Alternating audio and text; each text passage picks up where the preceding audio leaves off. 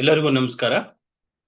ವಿಧಿ ಪ್ರಜ್ಞಾ ಕರ್ನಾಟಕ ಕಾನೂನು ಸ್ವಯಂ ಸೇವಾ ಸಂಸ್ಥೆ, ನೋಂದಾಯಿತ ಸಂಸ್ಥೆ, ಸಾಮಾಜಿಕ ಹಾಗೂ ನ್ಯಾಯಿಕ ಚಟುವಟಿಕೆಗಳನ್ನ ಮಾಡ್ಕೊಂಡ್ ಬರ್ತಾ ಇರುವಂತ ಒಂದು ಸಂಸ್ಥೆ ವತಿಯಿಂದ ಇಂದು ವಿಶೇಷವಾದಂತಹ ಒಂದು ಉಪನ್ಯಾಸ ಕಾರ್ಯಕ್ರಮವನ್ನ ನಾವು ಹಮ್ಮಿಕೊಂಡಿದ್ದೀವಿ.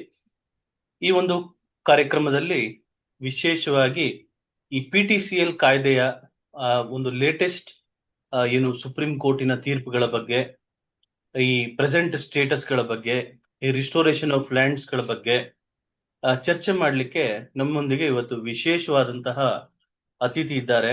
ಇವರು ನಿವೃತ್ತ ಪ್ರಿನ್ಸಿಪಲ್ ಡಿಸ್ಟ್ರಿಕ್ಟ್ ಅಂಡ್ ಸೆಷನ್ಸ್ ನ್ಯಾಯಾಧೀಶರು. ಇವರು ವಕೀಲರಿದ್ದಾಗ ಬೆಳಗಾವ್ ಜಿಲ್ಲೆಯಲ್ಲಿ ಸರಿಸುಮಾರು 500 ಎಕರೆ ಭೂಮಿಯನ್ನ ಬಡವರಿಗೆ, ಯಾರು ಏನು ಜಮೀನು ಇಲ್ದಲೇ ಇರೋರಿಗೆ ಮತ್ತು ಕಡು ಬಡವರಿಗೆ ಮತ್ತು ಶೋಷಿತ ವರ್ಗಕ್ಕೆ ಕೊಡಿಸಿದಂತಹ ಮಹಾನ್ ವ್ಯಕ್ತಿ ಇವರು.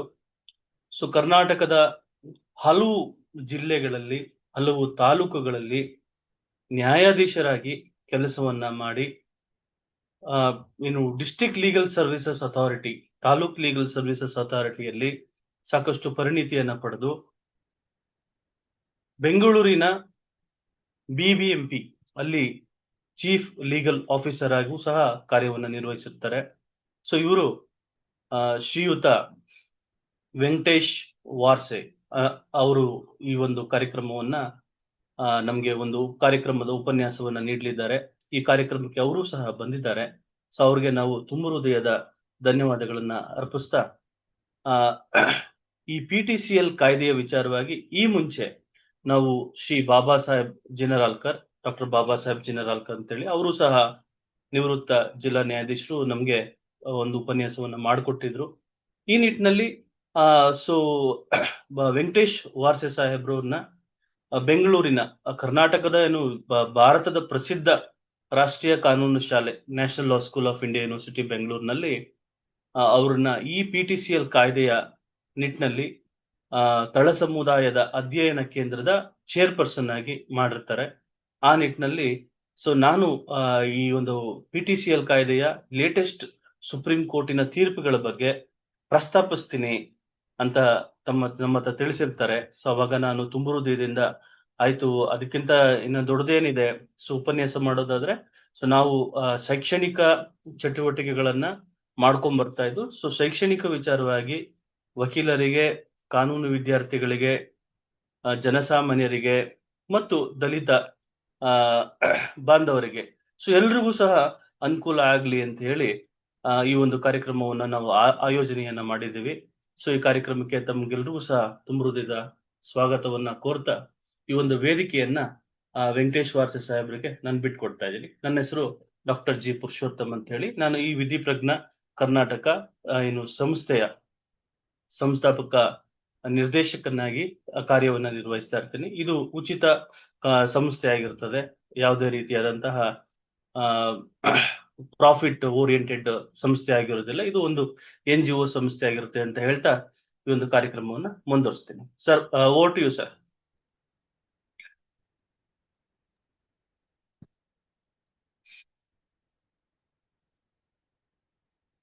ಮಾತಾಡಿ ಸರ್, ಕೇಳಿಸ್ತಾ ಇದೆ, ಮಾತಾಡಿ ಸರ್. ಸರ್ ತಮ್ದು ಮ್ಯೂಟ್ ಆಗಿದೆ,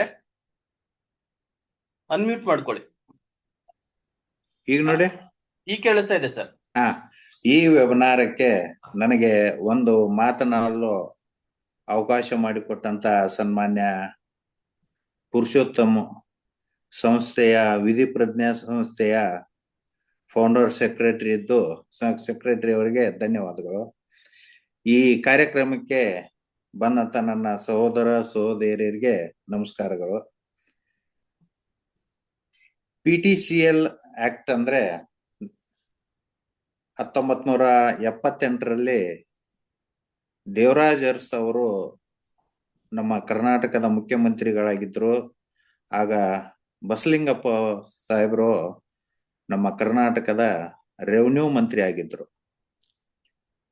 ಈ ತಿದ್ದುಪಡಿ ಮಾಡುವ ಸಮಯದಲ್ಲಿ ಸನ್ಮಾನ್ಯ ಕೃಷ್ಣ ಬೈರೇಗೌಡರು ಹೇಳಿದ ವಿಷಯ ಏನಂದ್ರೆ, ಈ PTCL ಮಾಡೆಲ್ ಕಾಯ್ದೆಯನ್ನು ಇಂದಿರಾ ಗಾಂಧಿ ಅವರು ಪ್ರಧಾನಮಂತ್ರಿ ಇದ್ದಾಗ ಎಲ್ಲ ರಾಜ್ಯಗಳಿಗೆ ಕಳಿಸಿಕೊಟ್ರಂತ.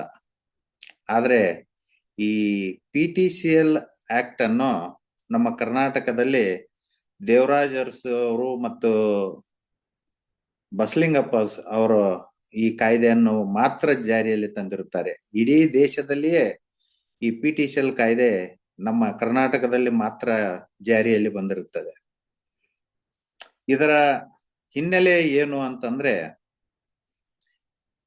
1916ರಲ್ಲಿ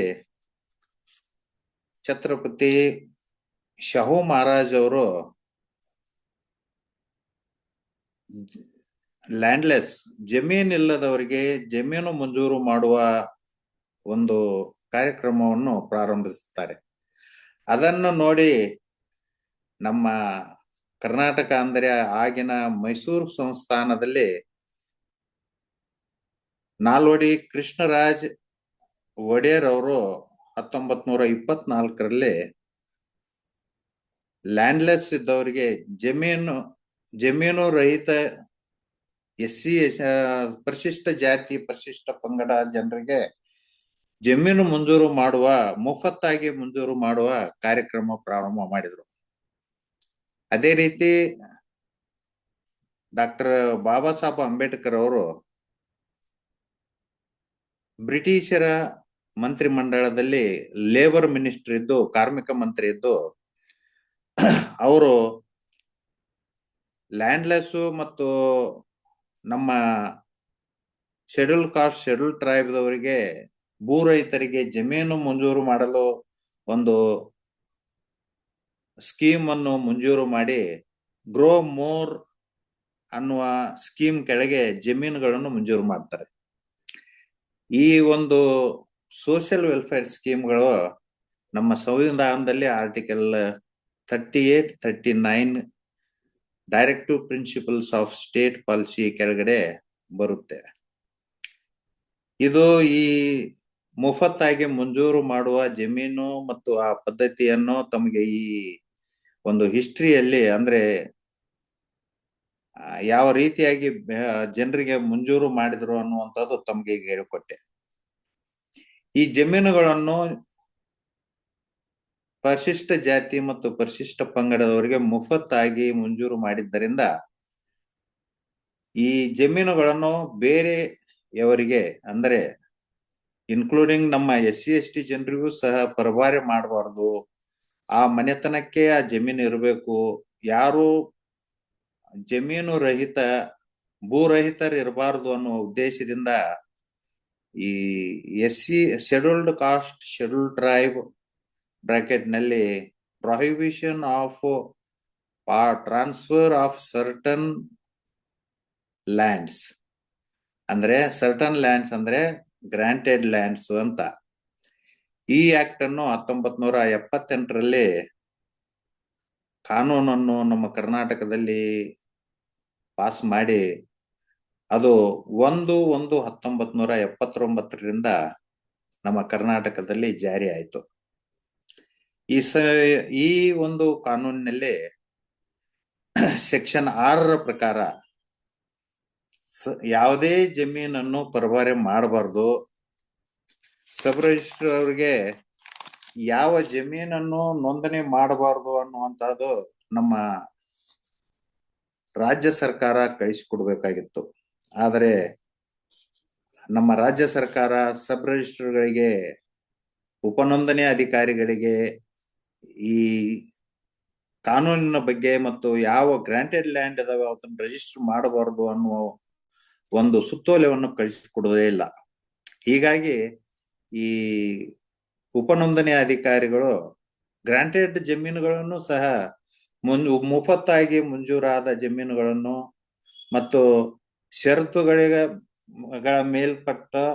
ಷರತ್ತುಗಳಿಗೆ ಒಳಪಟ್ಟ ಜಮೀನುಗಳನ್ನು ಇವರು ನೋಂದಣಿ ಮಾಡಿ ಪರಭಾರೆ ಮಾಡಲು ಆಸ್ಪದ ಮಾಡಿಕೊಟ್ಟಿದ್ದರಿಂದ ಇವತ್ತಿನ ದಿನ ಈ ಒಂದು ಸಮಸ್ಯೆ ಪ್ರಾರಂಭ ಆಗಿರುತ್ತದೆ.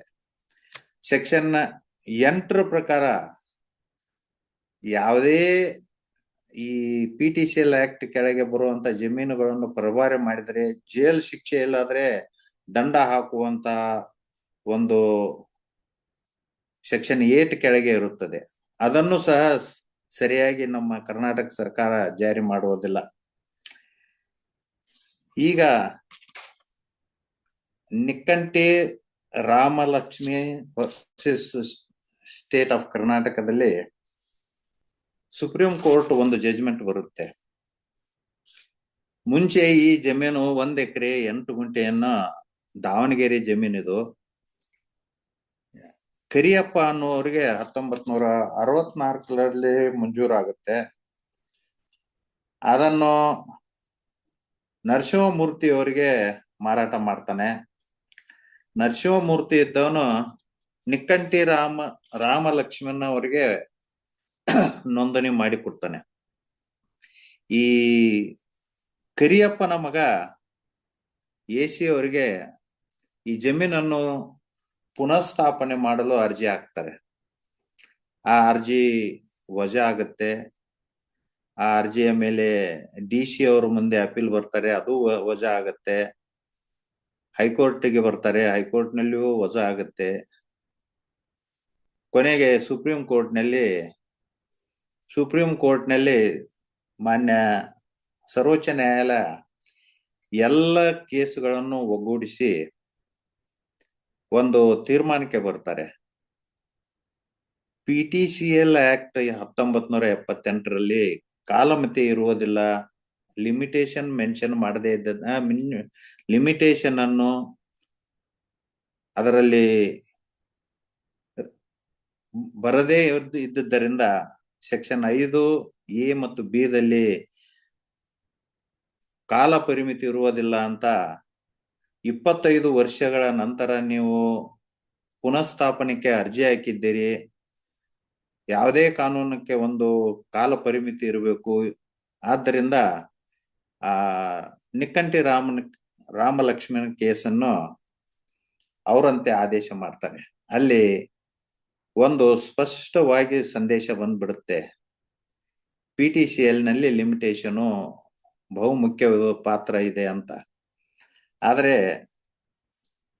ಅಲ್ಲಿ ಸರಿಯಾಗಿ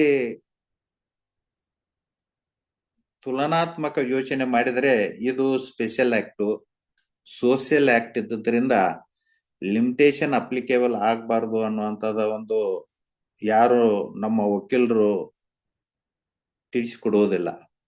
ಆ ಒಂದು ಜಜ್ಮೆಂಟ್ ಇಟ್ಟುಕೊಂಡು AC DC ಕೋರ್ಟ್ ನಲ್ಲಿ ಇದ್ದಂತ ಕೇಸುಗಳೆಲ್ಲ ಈ ಪರಿಶಿಷ್ಟ ಜಾತಿ ಮತ್ತು ಪರಿಶಿಷ್ಟ ಪಂಗಡಗಳ ವಿರುದ್ಧ ಜಜ್ಮೆಂಟ್ ಬರ್ತಾ ಇತ್ತು.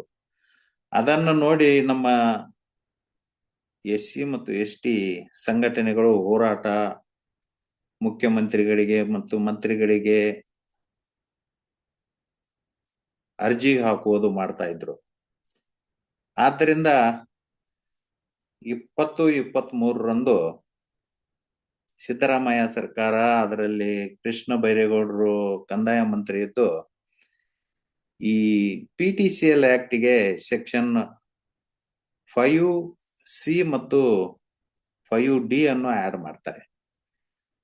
ಸೆಕ್ಷನ್ 5D ದಲ್ಲಿ C ಅಲ್ಲಿ ಏನ್ ಹೇಳ್ತಾರೆ ಅಂದ್ರೆ, ಈ ಕಾಯ್ದೆಗೆ ಯಾವುದೇ ಲಿಮಿಟೇಷನ್ ಇಲ್ಲ, ಯಾರು ಈ PTCL ಕಾಯ್ದೆ ಕೆಳಗೆ ಬರುವಂತ ಜಮೀನುಗಳಿಗೆ ಯಾವಾಗ ಬೇಕಾದ್ರೂ ಅರ್ಜಿ ಹಾಕ್ಬೋದು ಅಂತ. ಎರಡನೇದ್ದು D ನಲ್ಲಿ ಈಗಾಗಲೇ ಪೆಂಡಿಂಗ್ ಇದ್ದಂತ ಕೇಸ್ಗಳು AC ಮುಂದಿರ್ಲಿ, DC ಅವ್ರ ಮುಂದಿರ್ಲಿ, ಹೈಕೋರ್ಟ್ ನಲ್ಲಿ ಇರ್ಲಿ, ಅಥವಾ ಯಾವುದೇ ಸಕ್ಷಮ ಪ್ರಾಧಿಕಾರಗಳ ಮುಂದೆ ಇದ್ದಂತ ಲಿಟಿಗೇಷನ್ ಇದ್ದಂತ ಪ್ರಾಪರ್ಟಿಗಳಿಗೆಲ್ಲರಿಗೂ ಈ ಕಾನೂನು ಅಪ್ಲಿಕೇಬಲ್ ಆಗುತ್ತದೆ ಅಂತ ತಿಳಿಸಿರುತ್ತಾರೆ. 2023ರ ಈ ತಿದ್ದುಪಡಿ ಮೇಲೆ ಈಗ ಅಪೀಲ್ ಮಾಡಿದ್ದಾರೆ, ಚಾಲೆಂಜ್ ಮಾಡಿದ್ದಾರೆ. ಇದು ಕಾನ್ಸ್ಟಿಟ್ಯೂಷನಲ್ ವ್ಯಾಲಿಡಿಟಿ IPL ಕೆಳಗೆ ಪಬ್ಲಿಕ್ ಇಂಟ್ರೆಸ್ಟ್ ಲಿಟಿಗೇಷನ್ ಅಂತ, ಅದು ಇನ್ನೂ ನಮ್ಮ ಹೈಕೋರ್ಟ್ ನಲ್ಲಿ ಪೆಂಡಿಂಗ್ ಇದೆ. ಆ ನಂತರ ನಮ್ಮ ಚೀಫ್ ಜಸ್ಟಿಸ್ ಮತ್ತು ಡಿವಿಷನ್ ಬೆಂಚ್ ನಲ್ಲಿ ಒಂದು ಜಜ್ಮೆಂಟ್ ಬರುತ್ತೆ. ಅದು ಈ ತಿದ್ದುಪಡಿ ಮೇಲೆ ಈಗಾಗಲೇ ರಿಟ್ ಪಿಟಿಷನ್ ಪೆಂಡಿಂಗ್ ಇದ್ದದ್ದರಿಂದ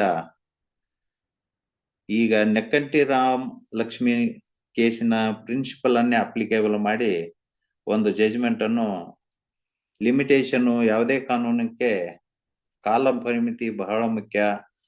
ಆದ್ದರಿಂದ ಈ ನೆಕ್ಕಂಟಿ ರಾಮ ಲಕ್ಷ್ಮಿ ಕೇಸನ್ನೇ ಅಪ್ಲಿಕೇಬಲ್ ಮಾಡಿ ಡಿಸ್ಮಿಸ್ ಮಾಡಿರ್ತಾರೆ.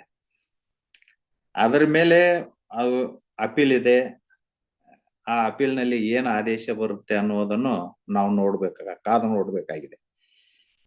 ಅದೇ ರೀತಿ ಇತ್ತೀಚಲಾಗಿ ಜಸ್ಟಿಸ್ ದೇವದಾಸ್ ಸಾಹೇಬರು ಒಂದು ಜಜ್ಮೆಂಟ್ ಕೊಟ್ಟಿದ್ದಾರೆ. ಜಸ್ಟಿಸ್ ದೇವದಾಸ್ ಸಾಹೇಬ್ರ ಜಜ್ಮೆಂಟ್ ಏನು ಅಂತಂದ್ರೆ, ಈ ತಿದ್ದುಪಡಿಯ ಪ್ರಕಾರ ಲಿಮಿಟೇಷನ್ ಅಪ್ಲಿಕೇಬಲ್ ಆಗುವುದಿಲ್ಲ. ಈ ಕಾನೂನು ಲಿಮಿಟೇಷನ್ ಇಲ್ಲದೆ ಇದ್ದುದರಿಂದ ಜಮೀನನ್ನು ಪುನಃಸ್ಥಾಪನೆ ಮಾಡಿಕೊಡಲು ಯಾವುದೇ ತೊಂದರೆ ಇಲ್ಲ ಅಂತ ಆದೇಶ ಮಾಡಿದ್ದಾರೆ. ಇದರಲ್ಲಿ ಏನಾಗಿದೆ, ಮೂಲ ಮಂಜೂರುದಾರರ ವಾರಸಾದಾರರು ಎಸಿ ಮುಂದೆ ಅರ್ಜಿ ಹಾಕ್ತಾರೆ, ಅದು ಗ್ರಾಂಟ್ ಆಗುತ್ತೆ. ಡಿಸಿ ಮುಂದೆ ಅರ್ಜಿ ಹಾಕ್ತಾರೆ, ಎಸಿ ಅರ್ಜಿ ಕನ್ಫರ್ಮ್ ಆಗುತ್ತೆ.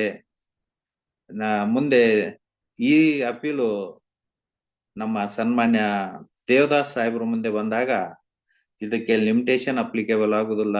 ಅದಕ್ಕೆ ಡಿಸಿ ಮತ್ತು ಎಸಿ ಅವರು ಮಾಡಿದ ಆದೇಶವನ್ನು ಕನ್ಫರ್ಮ್ ಮಾಡ್ತಾರೆ, ಎತ್ತಿ ಹಿಡಿತಾರೆ. ಇದರ ಮೇಲೆ ಅಪೀಲ್ ಇದೆ, ಅದು ಇನ್ನೂ ಪೆಂಡಿಂಗ್ ಇದೆ, ಅದು ಇನ್ನೂ ವಿಚಾರಣೆ ಹಂತದಲ್ಲಿದೆ. ಆದ್ದರಿಂದ ಇಲ್ಲಿಯವರೆಗೆ ಈ ಕಾನೂನಿನ ಒಂದು ಸ್ಟೇಟಸ್ ಏನಂದ್ರೆ,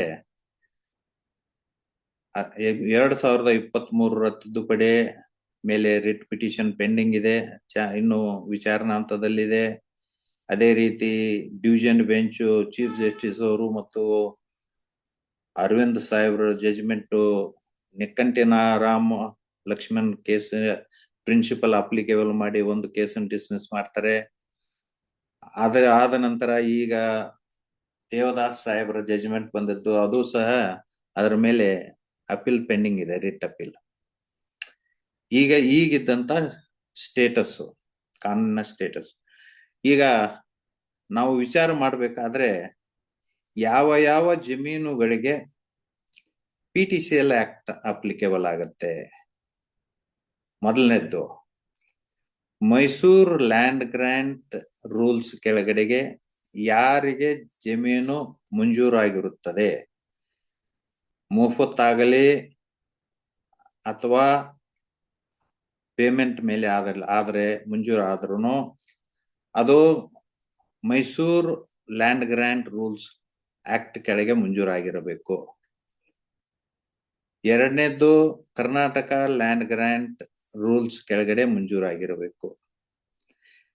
ಇಲ್ಲ, ಈಗಾಗಲೇ ನಮ್ಮ ಪುರುಷೋತ್ತಮ್ ಸರ್ ಹೇಳಿದಾಗೆ land reforms act, land ceiling act ನಲ್ಲಿ ಅದರಲ್ಲಿ ಬರುತ್ತೆ. ಅದರಲ್ಲಿ ಸರ್ಪ್ಲಸ್ ಲ್ಯಾಂಡ್ ಅಂತ ಗೌರ್ಮೆಂಟ್ ಡಿಕ್ಲೇರ್ ಮಾಡಿದ್ರೆ ಲ್ಯಾಂಡ್ ಟ್ರಿಬ್ಯುನಲ್, ಆ ಜಮೀನನ್ನು SC ST ಜನರಿಗೆ ಮಂಜೂರು ಮಾಡಿದ್ದರೆ ಅದು ಸಹ ಈ PTCL ಆಕ್ಟ್ ಕೆಳಗಡೆ ಬರುತ್ತೆ. ಉಳಿದ ಜಮೀನುಗಳು ಗ್ರಾಂಟ್ ಆಗಿದ್ದರೆ ಅವು ಯಾವ PTCL ಆಕ್ಟ್ ಅಪ್ಲಿಕೇಬಲ್ ಆಗುವುದಿಲ್ಲ. ಯಾವ ಈಗ ಪಿತ್ರಾರ್ಜಿತ ಆಸ್ತಿ ಅಥವಾ ಸ್ವ ಆರ್ಜಿತ ಆಸ್ತಿಗಳು SC ST ಜನರಿಗಿದ್ದರೆ ಅದು PTCL ಆಕ್ಟ್ ಅಪ್ಲಿಕೇಬಲ್ ಆಗುವುದಿಲ್ಲ. ಎರಡನೇದ್ದು, ನಿಮಗೆ ಲ್ಯಾಂಡ್ ರಿಫಾರ್ಮ್ಸ್ ಆಕ್ಟ್ ಕೆಳಗೆ ಲ್ಯಾಂಡ್ ಟ್ರಿಬ್ಯುನಲ್ ಗೇಣಿದಾರರ ಹಕ್ಕು, ನಿಮಗೆ ಇನಾಮ್ ಅಬಾಲಿಷನ್ ಆಕ್ಟ್ ಕೆಳಗೆ ಜಮೀನು ಮಂಜೂರಾಗಿದ್ದರೆ, ಮತ್ತೆ ಅನ್ಅಥರೈಸ್ಡ್ ಕಲ್ಟಿವೇಶನ್ ಬಗರ್ ಹುಕುಂ ಆಕ್ಟ್ ಕೆಳಗೆ ಮಂಜೂರಾಗಿದ್ದರೆ ಇವು ಯಾವ PTCL ಆಕ್ಟ್ ಕೆಳಗೆ ಬರುವುದಿಲ್ಲ.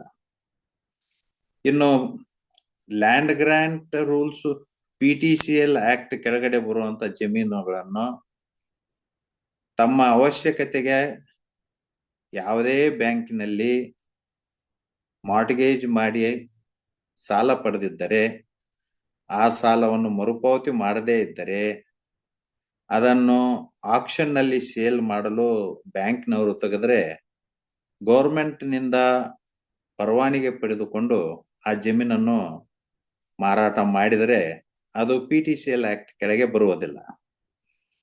ಈಗ PTCL ಜಮೀನು ಗೌರ್ಮೆಂಟ್ ಅಕ್ವೈರ್ ಮಾಡಿಕೊಂಡ್ರೆ, ಭೂ ಸ್ವಾಧೀನ ಮಾಡಿಕೊಂಡ್ರೆ ಅದಕ್ಕೆ PTCL ಆಕ್ಟ್ ಅಪ್ಲಿಕೇಬಲ್ ಆಗುವುದಿಲ್ಲ. ವಿಲೇಜ್ ಅಬಾಲಿಷನ್ ಆಕ್ಟ್ ಕೆಳಗೆ ಮುಂಚೆ ವಿಲೇಜ್ ಅಬಾಲಿಷನ್ ಆಕ್ಟ್ ಕೆಳಗೆ ಕೆಲಸ ಮಾಡ್ತಿದ್ದಂತ ಸನದಿ, ತಳವಾರು ಇಂಥವರಿಗೆ ಜಮೀನು ಮಂಜೂರು ಮಾಡ್ತಿದ್ರು. ಆ ಜಮೀನು ಸಹ PTCL ಆಕ್ಟ್ ಕೆಳಗಡೆ ಬರುವುದಿಲ್ಲ. ಹೀಗಾಗಿ ಇನ್ನೂ ಒಂದು ಉದಾಹರಣೆ ನಿಮಗೆ ಹೇಳೋದಂದ್ರೆ, ಒಂದು ರೀಸೆಂಟ್ ಜಜ್ಮೆಂಟ್, ಜಮೀನು ಮಂಜೂರಾಗಿರುತ್ತದೆ, ಅವನು ಜನರಲ್ ಕ್ಯಾಟಗರಿ ಇತ್ತು, ಆ ವ್ಯಕ್ತಿ SC ಮಹಿಳೆಯನ್ನು ಮದುವೆ ಆದರೆ ಆ SC ಮಹಿಳೆಗೆ ಹುಟ್ಟಿದ ಮಗು PTCL ಆಕ್ಟ್ ಕೆಳಗೆ ಅಪ್ಲಿಕೇಶನ್ ಹಾಕಿದರೆ ಅದು PTCL ಆಕ್ಟ್ ಅಪ್ಲಿಕೇಬಲ್ ಆಗುವುದಿಲ್ಲ ಅಂತ ಈಗಾಗಲೇ ಜಜ್ಮೆಂಟ್ ಕೊಟ್ಟಿದ್ದಾರೆ. ಆದ್ರೆ ಈಗ ರೀಸೆಂಟ್ ಜಜ್ಮೆಂಟ್ ಪ್ರಕಾರ ತಾಯಿಯೇ ಜಾತಿಯೇ ಮಗನಿಗೂ ಸಹ ಬರುತ್ತದೆ ಅಂತ ಇತ್ತಿತ್ತಲಾಗಿ ಒಂದು ಜಜ್ಮೆಂಟ್ ಬಂದಿರುತ್ತದೆ. ಹೀಗಾಗಿ ಅದು ಮೋಸ್ಟ್ಲಿ ಅಪ್ಲಿಕೇಬಲ್ ಆಗುತ್ತೆ ಅಂತ ನನ್ನ ಒಂದು ಅಭಿಪ್ರಾಯ. ಆದ್ರೆ ಜಜ್ಮೆಂಟ್ ಯಾವೂ ಇಲ್ಲ ಅದರ ಮೇಲೆ. ಅದೇ ರೀತಿ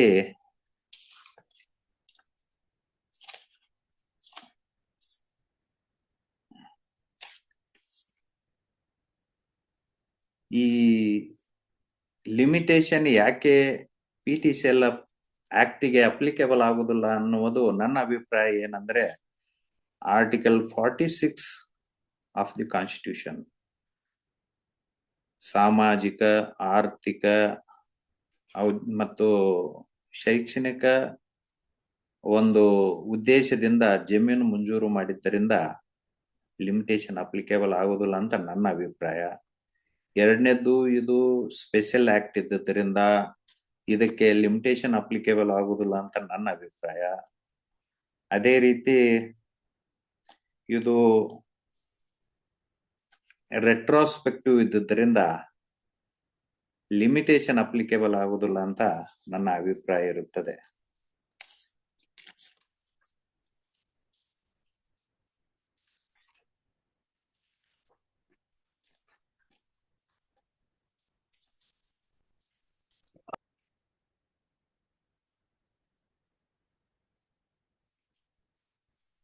ಈಗ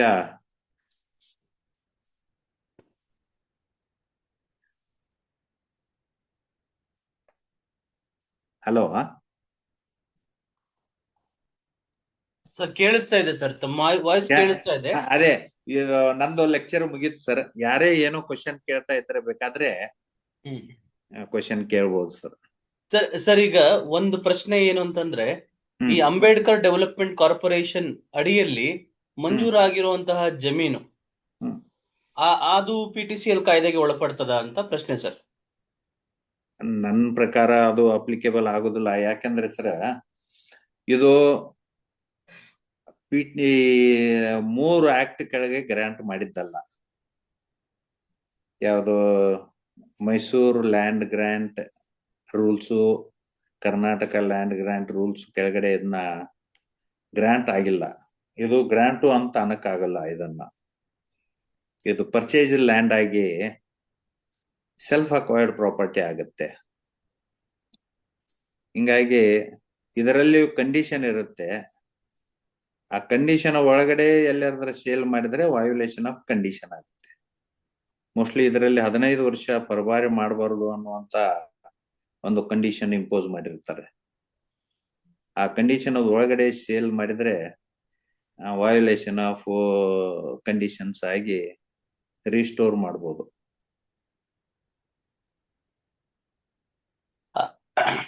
ಸೊ ಅದು PTCL ಕಾಯ್ದೆಗೆ ಬರೋದಿಲ್ಲ ಅಂತ ತಾವು ಹೇಳ್ತೀರಿ. ಬರೋದಿಲ್ಲ, ಅದು ಬರುದಿಲ್ಲ ನನ್ನ ಪ್ರಕಾರ. Okay, sir. ದಯವಿಟ್ಟು ಪ್ರಶ್ನೆಗಳನ್ನ ಕೇಳಿ.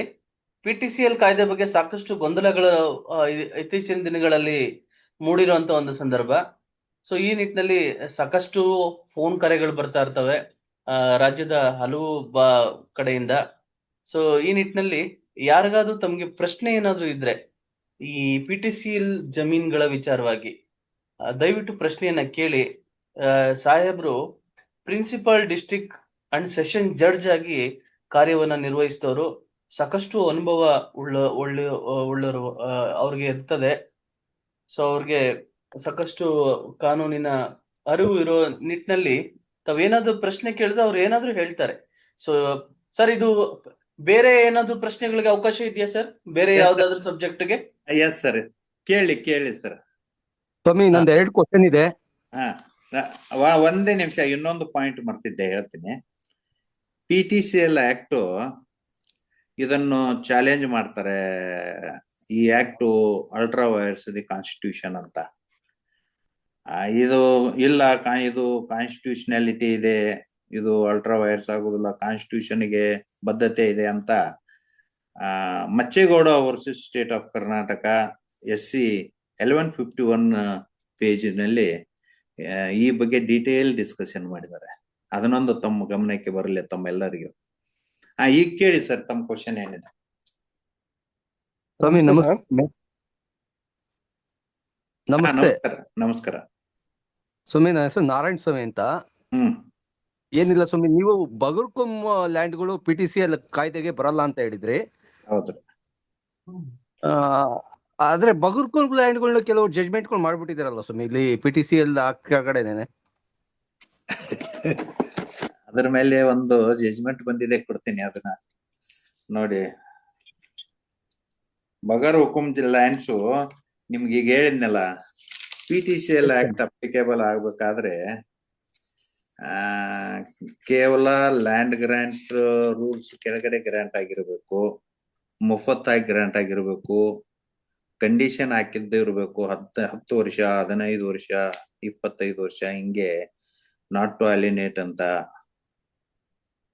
ಈ ಕಂಡೀಷನ್ ಅಲ್ಲಿ ಇದ್ರೆ ಮಾತ್ರ PTCL ಆಕ್ಟ್ ಅಪ್ಲಿಕೇಬಲ್ ಆಗುತ್ತೆ.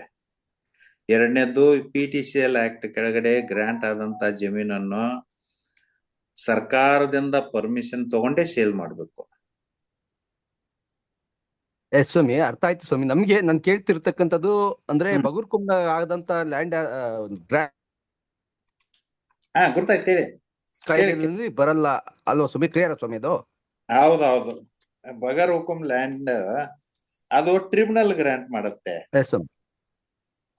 ಅದೇ ಜಜ್ಮೆಂಟ್ ಒಂದು ನೋಡ್ತಾ ಇದ್ದೇನೆ, ಅದ್ರ ಮೇಲೆ ಒಂದು ಇದೆ. ಅದನ್ನ ಏನ್ ಇಷ್ಟೆಲ್ಲ ಹೇಳಿದ್ನಲ್ಲ, ಯಾವ್ಯಾವ ಅಪ್ಲಿಕೇಬಲ್ ಆಗುದಿಲ್ಲ ಅಂತ PTCL, ಇದ್ರ ಮೇಲೆ ಎಲ್ಲ ಜಜ್ಮೆಂಟ್ ಬಂದದ್ದು ನೋಡ್ಕೊಂಡೆ ನಾನು ಅದನ್ನ ಒಂದು ಪಾಯಿಂಟ್ ಮಾಡ್ಕೊಂಡು ತಮ್ಗೆ ಹೇಳಿತ್ತು.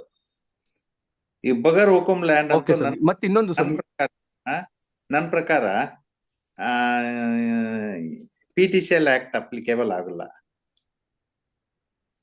ಇಲ್ಲ ಸ್ವಾಮಿ, ನಾನೇ ಒಂದು ಹಾಕ್ಬಿಟ್ಟು ನಾನೇ ಮಾಡ್ಸಿದೀನಿ. ಆಕ್ಚುಲಿ ಅದು ಶೆಡ್ಯೂಲ್ ಕ್ಯಾಸ್ಟ್ ಕಡೆನೆ ಆಗಿದೆ, ನಾನೇ PTCL ಹಾಕಿದೀನಿ ಆಕ್ಚುಲಿ. ಹಂಗಾಗಿ ನಾನು ತಮ್ಮ ಇಲ್ಲ ಆಗಿರ್ಬೋದು, ಕೆಲವೊಂದು ಆಗಿರ್ತಾವ. ಅದನ್ನ ಆದ್ರೆ ನಾನ್ ಬೇಕಾದ್ರೆ ಇದನ್ನೇನು ಸ್ಟಡಿ ಮಾಡಿದೀನಿ, ಡೀಟೇಲ್ ಸ್ಟಡಿ ಮಾಡಿ ತಮ್ಗೆ ಪಾಯಿಂಟ್ಸ್ ಎಲ್ಲ ತಗೊಂಡು ನಮ್ಮ ಹೈಕೋರ್ಟ್ ಜಜ್ಮೆಂಟ್ ಇದೆ, ಬಗರ್ ಹುಕುಂ ಲ್ಯಾಂಡ್ PTCL ಆಕ್ಟ್ ಕಡೆ ಬರುವುದಿಲ್ಲ ಅಂತ ನೋಡಿ. ಆಗಿದ್ರೆ ಬಹಳ best. You are lucky. 2 acre ಮಾಡಿಸಿದೀನಿ. ಅದೇ ಆಗಿದ್ರೆ ಆಮೇಲೆ ಇನ್ನೊಂದು ಸ್ವಾಮಿ, ಇನಾಮ್ತಿ ಲ್ಯಾಂಡ್ ಬಗ್ಗೆ ನೀವ್ ಹೇಳಿದ್ರಿ. ಇನಾಮ್ತಿ ಲ್ಯಾಂಡ್ ಕೆಳಗಡೆ ವಿಲೇಜ್ ಅಬಲಿಷನ್ ಆಕ್ಟ್ ಕೆಳಗಡೆ ನಾವು ರೆಸ್ಟೋರ್ ಆಗಕ್ಕೆ ಅವಕಾಶ ಇದೆಯಲ್ಲ ಸ್ವಾಮಿ? ಇಲ್ಲ,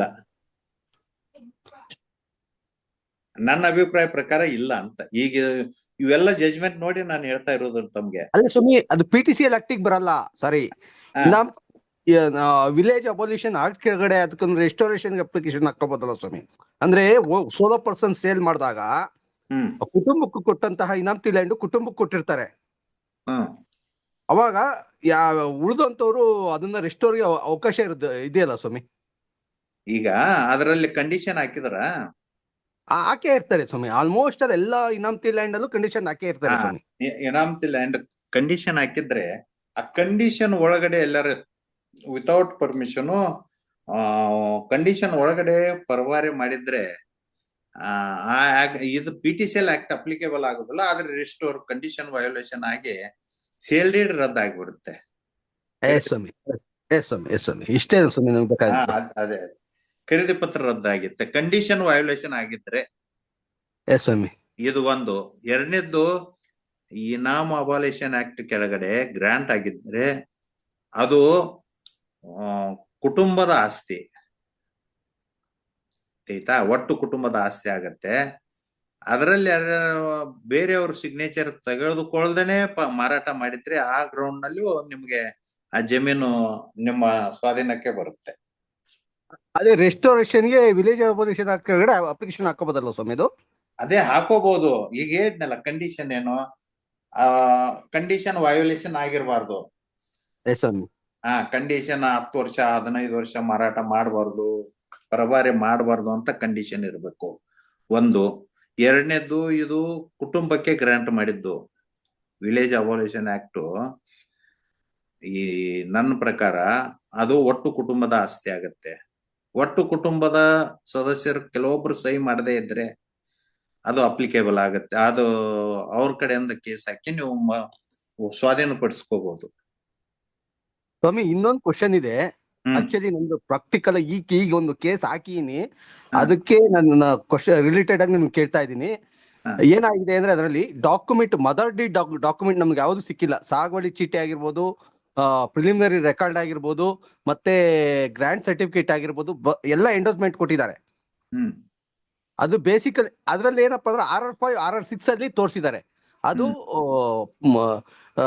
ಗ್ರಾಂಟ್ ಲ್ಯಾಂಡ್ ಅಂತ, ಮಂಜೂರಾತಿ ಜಮೀನು ಅಂತ ತೋರಿಸಿದ್ದಾರೆ. ಬೇರೆ ಯಾವುದೇ ಡಾಕ್ಯುಮೆಂಟ್ ಇಲ್ಲ. ಇಂಥ ಸಮಯದಲ್ಲಿ ಹೆಂಗಾಗುತ್ತೆ ಸ್ವಾಮಿ ಜಡ್ಜ್ಮೆಂಟ್ಸ್? ಇದು ಇನ್ನ ಪೆಂಡಿಂಗ್ ಇದೆ ಸ್ವಾಮಿ. ಅದೇ ಪೆಂಡಿಂಗ್ ಇದ್ದದ್ದು. ನನ್ನ ಅಭಿಪ್ರಾಯ ನಾನು ಅಷ್ಟೇ ಹೇಳ್ತೀನಿ. ಹಿಂಗೆ ಜಡ್ಜ್ಮೆಂಟ್ ನಾನು ಹೇಳೋದಿಲ್ಲ. ನೀವು ಹೇಳೋದು ಮತ್ತ ಅಲ್ಲಿ ಹಾಜರು ಮಾಡಿದ ದಾಖಲೆಗಳು ಮತ್ತು ಎರಡನೇದ್ದು ನಿಮ್ಮ ಪ್ಲೀಡಿಂಗ್ಸು, ಅವ್ರ ಪ್ಲೀಡಿಂಗ್ಸು ನೋಡಿ ಅವ್ರ ಜಡ್ಜ್ಮೆಂಟ್ ಕೊಡ್ತಾರ. ನನ್ನ ಅಭಿಪ್ರಾಯ ಅಷ್ಟೇ. ಇದು ಜಡ್ಜ್ಮೆಂಟ್ ಹಿಂಗೆ ಬರುತ್ತೆ ಅಂತ ನಾನು ಹೇಳೋದಿಲ್ಲ ಸ್ವಾಮಿ. ಅವ್ರು ಈಗ ನೀವ್ ಹೇಳಿದ ಸ್ವಾಮಿ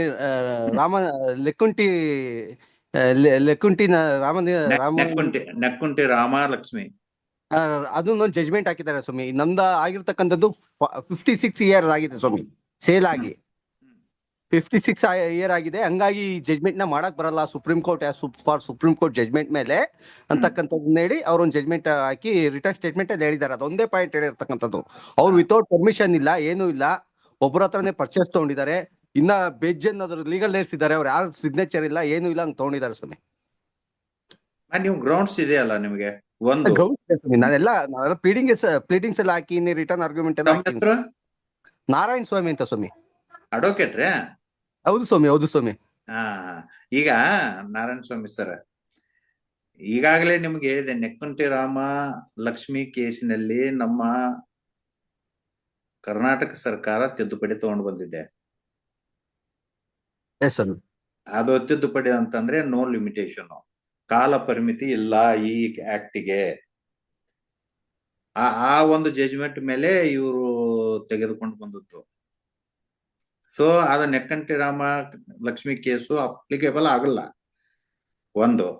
ಎರಡನೇದ್ದು, ಈಗ ಡಿವಿಷನ್ ಬೆಂಚು ಅಂಜೇರಿಯಾ ಮತ್ತು ಚೀಫ್ ಜಸ್ಟಿಸ್ ಅಂಜೇರಿಯಾ ಸಾಹೇಬ್ರು ಮತ್ತೆ ಅರವಿಂದ್ ಸಾಹೇಬ್ರದ್ದು ಒಂದು ಜಡ್ಜ್ಮೆಂಟು ಈ ನಮ್ಮ ಅಮೆಂಡ್ಮೆಂಟ್ ಆದ ನಂತರನೇ ಒಂದು ಜಡ್ಜ್ಮೆಂಟ್ ಕೊಟ್ರು. Nekkanti Rama case principle applicable ಆಗುತ್ತೆ. ಯಾಕಂದ್ರೆ ಈ ರೀಸೆಂಟ್ ಆಗಿ ತಿದ್ದುಪಡಿ ಆದಂತ ಕಾನೂನು ರಿಟ್ ಪೆಂಡಿಂಗ್ ಇದ್ದದ್ರಿಂದ ಆ ಜಡ್ಜ್ಮೆಂಟ್ ಬರುವವರೆಗೂ ಇದು ನೆಕ್ಕಂಟಿ ರಾಮ್ ಕೇಸ್ನೇ ಅಪ್ಲಿಕೇಬಲ್ ಆಗುತ್ತೆ ಅಂತ ಅದರ ಮೇಲೂ ಅಪೀಲ್ ಹೋಗಿದಾರ. ಎರಡನೇದ್ದು, ಈಗ ದೇವದಾಸ್ ಸಾಹೇಬ್ರದ್ದು ಜಡ್ಜ್ಮೆಂಟ್ ತಮ್ಗೊಂದು ಅನುಕೂಲ ಆಗುತ್ತೆ. ಸಪೋಸ್ ಅದು PTCL ಆಕ್ಟ್ ಕೆಳಗಿದ್ರೆ ಆ ದೇವದಾಸ್ ಸಾಹೇಬ್ರ ಜಡ್ಜ್ಮೆಂಟ್ ನಿಮ್ಗೆ ಜಡ್ಜ್ಮೆಂಟ್ ಬೇಕಾದ್ರೆ ನಂಬರ್ ಹೇಳ್ತೀನಿ ನೋಡಿ. ಅದರಲ್ಲಿ ರಿಸ್ಟೋರ್ ಮಾಡಿಕೆ ಅಪ್ಲಿಕೇಶನ್ ಹಾಕಿದ್ರೆ ಅಲೋ ಮಾಡಿದಾರ. ನೋಡಿದ್ರಿ ನೀವು ದೇವದಾಸ್ ಸಾಹೇಬ್ರ ಜಜ್ಮೆಂಟ್? ನಾರಾಯಣ ಸ್ವಾಮಿ ಅವರು ಹಲೋ ಹಲೋ ಸರ್ ಅವ್ರು ತೆರಳಿದ್ದಾರೆ ಅಂತ ಅನ್ಸುತ್ತೆ ಸರ್. ಹೌದಾ? ತಾವ್ ಹೇಳಿ ಸರ್, ತಾವ್ ಹೇಳಿ. ಅದೇ ದೇವದಾಸ್ ಸಾಹೇಬ್ರ ಜಜ್ಮೆಂಟ್ ಈಗ ಅದ್ರ ಮೇಲೂ ಅಪೀಲ್ ಆಗಿದೆ. ಈಗ ಲೇಟೆಸ್ಟ್ ಸ್ಟೇಟಸ್ ಆಫ್ ಲಾ ಅಂದ್ರೆ ಈ ಹೊಸ ಆಕ್ಟ್ ಮೇಲೆ ರಿಟ್ ಪಿಟಿಷನ್ ಪೆಂಡಿಂಗ್ ಇದೆ. ಆ ರಿಟ್ ಪಿಟಿಷನ್ ಜಜ್ಮೆಂಟ್ ಬರುವವರೆಗೂ ನಮ್ದು ಇದೆ ಡೋಲಾಯಂ ಇರೋದು. ಆ ರಿಟ್ ಪಿಟಿಷನ್ ಜಜ್ಮೆಂಟ್ ಬಂದು ಕನ್ಫರ್ಮ್ ಆಯ್ತಂದ್ರೆ ಲಿಮಿಟೇಷನ್ ಅಪ್ಲಿಕೇಬಲ್ ಆಗುದಿಲ್ಲ ಅಂತಂದ್ರೆ ಈಗಾಗಲೇ ಒಂದು 10,000 ಕೇಸ್ ಪೆಂಡಿಂಗ್ ಇದೆ ಅಂತೆ. Land revenue, AC, DC, high court, supreme court ಮುಂದೆ. ಈ 10,000 ಕೇಸಿಗೆ ಈ ಅಮೆಂಡ್ಮೆಂಟ್ ಹಾಕಿದ್ದು ಜಜ್ಮೆಂಟ್ ನಮ್ಮ ಹೈಕೋರ್ಟ್ ನಲ್ಲಿ ಏನ್ ಬರುತ್ತೆ ಅದು ಅಪ್ಲಿಕೇಬಲ್ ಆಗುತ್ತೆ. 10,000 ಕೇಸದ್ದು ಫೇಟು ಆ ಜಜ್ಮೆಂಟ್ ಮೇಲೆ ಇದೆ. ಹಾ ಹೇಳಿ ಸರ್. ಸ್ವಾಮಿ ಪ್ರಶ್ನೆ ನಾಗರಾಜ್ ಕೇಳಿ. ಅಂತೇಳಿ ಹ್ಮ್ ಒಂದು ಪ್ರಶ್ನೆ ಸ್ವಾಮಿ. SC ಲ್ಯಾಂಡ್ ಹಾ. ಇದರಲ್ಲಿ granted land, PTCL land granted ಆಗಿರುತ್ತೆ. ಅವ್ರಿಗೆ ಒಬ್ರು ಪರ್ಚೇಸ್ ಮಾಡಿರ್ತಾರೆ, ಇದು ಗ್ರಾಂಟ್ ಆಗಿರುತ್ತೆ. ಅವ್ರು ಸತ್ತಾದ ನಂತರ ಅವ್ರ ಫ್ಯಾಮಿಲಿಲಿ 4 ಜನ ಅವ್ರ ಮಕ್ಳಿದ್ದಾರೆ. ಆ 4 ಜನದಲ್ಲಿ ಒಬ್ರು ಶೇರ್ ಅವ್ರನ್ನ ಜನರಲ್ ಅವ್ರಿಗೆ ಮಾರಿರ್ತಾರೆ. ಅವ್ರ ಒಬ್ರು ಶೇರ್ನ ಹ್ಮ್ ಆಫ್ಟರ್ ಪಾರ್ಟಿಷನ್. ಹ್ಮ್ ಪಾರ್ಟಿಷನ್ ಅಂದ್ರೆ ಪಾರ್ಟಿಷನ್ ಜಂಟಿಯಲ್ಲಿ ಇದ್ದಾಗೆ ಒಬ್ರು ಶೇರ್ ಅಂತ ಮಾರ್ಬಿಟ್ಟಿರ್ತಾರೆ. ಹಾ. ಬಟ್ ಇನ್ನೊಬ್ರು ಅದು ಜನರಲ್ ಗೆ ಮಾರಿದಾಗ ದಿಸ್ ನಾಟ್ ಅಟ್ರಾಕ್ಟ್ ಅಂತ. ಅದು ಮತ್ತೆ ಇದು ಏನ್ ಕಂಡೀಷನ್ ಇದೆ 15 years ಅದ್ರ ಒಳಗೇನೆ ಮಾರಿದ್ರೆ ಅಪ್ಲಿಕೇಬಲ್ ಆಗಲ್ಲ ಅದು. ಆಕ್ಚುಲಿ ಇವರು ವಿತಿನ್ ಪೀರಿಯಡ್ ಅಲ್ಲೇ ಮಾರ್ಬಿಟ್ಟಿರ್ತಾರೆ ಅವ್ರ ಶೇರ್ನ. ಅದು ಒಂದು ಹ. ಈ ಆಕ್ಟ್ ಹೇಳ್ತೀನಿ, ನಿಮ್ದು ಗುರ್ತಾಯ್ತು ಕ್ವಶನ್. ಹ್ಮ್ ಒಂದು PTCL ಆಕ್ಟ್ ಕೆಳಗೆ ಬರುವಂತ ಜಮೀನುಗಳನ್ನೆಲ್ಲ ಕಂಡೀಷನ್ ಹಾಕಿರ್ತಾರೆ. ಹ್ಮ್ 10 ವರ್ಷ, 15 ವರ್ಷ, 20 ವರ್ಷ ಪರಬಾರೆ ಮಾರಬಾರ್ದು ಅಂತ. ಹೌದು ಸ್ವಾಮಿ. ಎರಡನೇದ್ದು ಸೆಕ್ಷನ್ 4 ಕೆಳಗೆ, ಹ್ಮ್ PTCL ಆಕ್ಟ್ ಸೆಕ್ಷನ್ 4 ಕೆಳಗೆ ಪರ್ಮಿಷನ್ ಮ್ಯಾಂಡೇಟರಿ ಆಫ್ಟರ್ ಈ ಕಂಡೀಷನ್ ಷರತ್ತುಗಳ ಮುಗಿದ ನಂತರ ಮಾರಾಟ ಮಾಡ್ಬೇಕಾದ್ರೆ ನೀವು ಸರ್ಕಾರದಿಂದ ಪರ್ಮಿಷನ್ ತಗೋಬೇಕು. ಇಷ್ಟು ದಿವಸ DC ಅವ್ರು ಕೊಡ್ತಾ ಇದ್ರು, ಈಗ DC ಅವರಿಲ್ಲ, ಗವರ್ಮೆಂಟೇ ಪರ್ಮಿಷನ್ ಕೊಡಬೇಕು. ಒಂದ್ ವೇಳೆ ಅವ್ರು without permission they sold the property ಸ್ವಾಮಿ, ಮಾರಿರ್ತಾರೆ ಅನ್ಕೋರ. ವಾಟ್ ಇಸ್ ದ ಕಂಡೀಷನ್ ನಾವು ವಿತೌಟ್ ಪರ್ಮಿಷನ್ ಅಂತಂದ್ರೆ ಅದಕ್ಕೆ ವಿಶೇಷನ್ ಆಗುತ್ತೆ. ವೈಲೇಟ್ ಆಗುತ್ತೆ. ಕಂಡೀಷನ್ಸ್ ಯಾಕಂದ್ರೆ 15 years ಆದ ನಂತರ ಅವ್ರ ಪರ್ಮಿಷನ್ ಗೌರ್ಮೆಂಟ್ ತಗೊಂಡು they have to sold the property. ಅಲ್ಲ, after completion of the period. Completion of the 15 years condition. ಅಲ್ಲ, 10 But, ವರ್ಷ 15 ವರ್ಷ ನಿಮ್ ಕಂಡೀಷನ್ ಇಂಪೋಸ್ ಮಾಡಿರ್ತಾರಲ್ಲ, ಅದ್ರಲ್ಲಿ ಅದ್ರ ಮೇಲೆ ಮುಗಿದ ನಂತರನು ಈ ಹ್ಮ್. ಜಮೀನು ಪರಭಾರೆ ಮಾಡ್ಬೇಕಾದ್ರೆ ಹ್ಮ್. ಸರ್ಕಾರದಿಂದ ಪರವಾನಗಿ ಪಡ್ಕೋಬೇಕು. ಇಲ್ಲ ಹಾ. ಇನ್ನೊಂದ್ ಸಮಯ ಅದು SC ಲ್ಯಾಂಡ್ ಅವ್ರಿಗೆ ಮಾರ್ಬೇಕು, ಜನರಲ್ಗೆ ಮಾರಬಾರ್ದು ಆಕ್ಚುಲಿ ಅಂತ. SC ST ಮಾರಬಾರ್ದು, ಜನರಲ್ಗೂ ಮಾರಬಾರ್ದು. ಬಟ್ ಅದು ಓನ್ ಅವ್ರ ಲ್ಯಾಂಡ್ ಅವ್ರ ಜನರೇಷನ್ ಅವ್ರಿಗೆ ಬೇಕಂತ ಅವ್ರು ಮಾಡಿದ್ದಾರೆ. ದೇಶ ಹ್ಮ್. ಅವರು ಲ್ಯಾಂಡ್ಲೆಸ್ ಆಗ್ಬಾರ್ದು, that is the main intention. ಭೂರಹಿತರ ಆಗ್ಬಾರ್ದು. ಆ ಹ್ಮ್. ಕುಟುಂಬ ಹ್ಮ್. ಭೂರಹಿತರ ಆಗ್ಬಾರ್ದು, ಆ ಕುಟುಂಬಕ್ಕೆ ಆ ಜಮೀನು ಉಳಿಬೇಕು ಅನ್ನೋ ಉದ್ದೇಶ. ಅದೇ ಸೇಮ್ ಕಂಡೀಷನ್ ಅಲ್ಲಿ ಬಿಫೋರ್ SC ಮುಂದೆ ಹಾಕಿದ್ವಿ ಸ್ವಾಮಿ ದೊಡ್ಡ. ಈಗ ನಮ್ಮಲ್ಲಿ ಕೆಲವೊಬ್ಬರಿಗೆ ಹ್ಮ್. ತಪ್ಪು ಕಲ್ಪನಾ ಏನು, SC ಜಮೀನು ನಾವು SC ತಗೊಂಡ್ರೆ ನಡೀತಪ್ಪ ಅಂತ ಅಲ್ಲ. ಹ್ಮ್. ಈ ಜನರು ಆ ಜಮೀನ್ ಪರ್ಚೇಸ್ ಮಾಡಬಾರ್ದು ಅಂತ. ಹ್ಮ್. ಅದೇ ಬಿಫೋರ್ SC ದೊಡ್ಡಬಳ್ಳಾಪುರ ಹಾಕಿದ್ವಿ ಸ್ವಾಮಿ ಅಫೀಲ್. ಸೊ ಅದಕ್ಕೆ ಅದು ಈಗ ನೋಡಿ ಏನಾಗತ್ತೆ, ನಾನು ಮುಂಚೆ ತಮ್ಗೆ ಹೇಳಿದೆ, ಈ ಕೋರ್ಟ್ ನಲ್ಲಿ ಇದ್ದಂತ ಕೇಸ್ಗಳಲ್ಲಿ ನೀವು ಹಾಜರು ಮಾಡಿದ್ದು ಕಾಗದ ಪತ್ರ, ಅವ್ರು ಹಾಜರು ಮಾಡಿದ್ದು ನೀವು ಪ್ಲೀಡಿಂಗ್ಸ್, ಅವರು ಪ್ಲೀಡಿಂಗ್ಸ್, ನೀವು ಕೆಲವೊಂದು ಅಡ್ಮಿಷನ್ ಕೊಟ್ಟಿರ್ತಾರ, ಅವರು ಕೆಲವೊಂದು ಅಡ್ಮಿಷನ್ ಕೊಟ್ಟಿರ್ತಾರ. ಆ ಜಜ್ಮೆಂಟ್ ನನ್ನ ಒಪಿನಿಯನ್ ಅಷ್ಟೇ ಹೇಳುದು. ಆದ್ರೆ ಇದು ನನ್ನ ಒಪಿನಿಯನ್ ಅಲ್ಲಿ ಹಿಂಗಾಯ್ತು ಅಂತ ನಾಳೆ ನನ್ನಾಯ್ತು, ನಮ್ಮ ಪುರುಷೋತ್ತಮ್ ಸರ್ನ ಆಯ್ತು ಕ್ವಶನ್ ಮಾಡಬಾರ್ದು.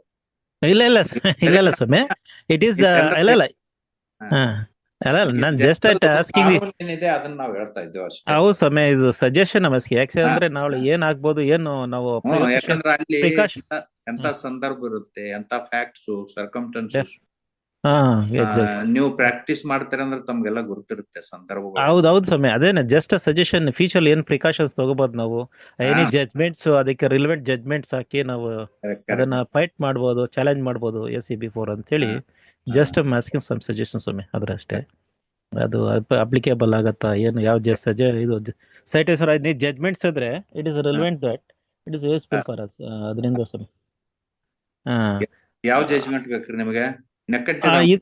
ನೆಕೆಟಿ ರಮನ್ದು ಅದೊಂದು ಇದು ಜಜ್ಮೆಂಟ್ ಇದಿದ್ರೆ ನಾನು ಹೇಳಿದ್ರೆ ಅದು ಬರ್ಕೊಂಡು ನಾನು ಪ್ರಿಂಟ್ಔಟ್ ತಗೊಳ್ತೀನಿ ಸ್ವಾಮಿ. ಅದು ತಗೊಳ್ರಿ, SLP ಇರಬೇಕು.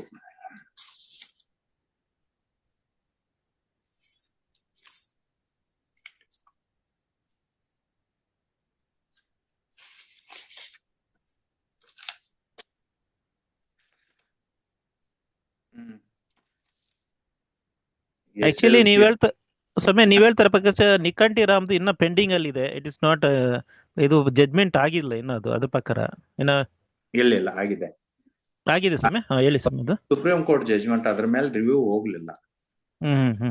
ಆಕ್ಚುಲಿ ಸುಪ್ರೀಂ ಕೋರ್ಟ್ ಜಜ್ಮೆಂಟ್ ಅವರು ಡಿಸ್ಕಷನ್ ಮಾಡಿದ್ದೇನಂತಂದ್ರೆ, ನೀವು 25 ವರ್ಷ ನಂತರ ಅಪ್ಲಿಕೇಶನ್ ಹಾಕಿದಿರಿ, ಇನ್ಆರ್ಡಿನೇಟ್ ಡಿಲೇ ಇದೆ, ರಿಸ್ಟೋರ್ ಆಗುದಿಲ್ಲ ಅಂತ ಡಿಸ್ಮಿಸ್ ಮಾಡಿದ್ರು. ಆದ್ರೆ ಆಕ್ಚುಲಿ ಎಷ್ಟು ವರ್ಷ ಲಿಮಿಟೇಷನ್ ಅನ್ನೋದು ಅವರು ಡಿಸ್ಕಷನ್ ಮಾಡಲಿಲ್ಲ ಸುಪ್ರೀಂ ಕೋರ್ಟ್ ನಲ್ಲಿ. But present situation there is no limitation actually as per recent ಕಾಯ್ದೆ. ಮುಂಚೆನೂ ಇರ್ಲಿಲ್ಲ. ಆಕ್ಟ್ ನಲ್ಲಿ ಈ PTCL ಆಕ್ಟ್ 1978 ನಲ್ಲಿ ಲಿಮಿಟೇಷನ್ ಇಲ್ಲ.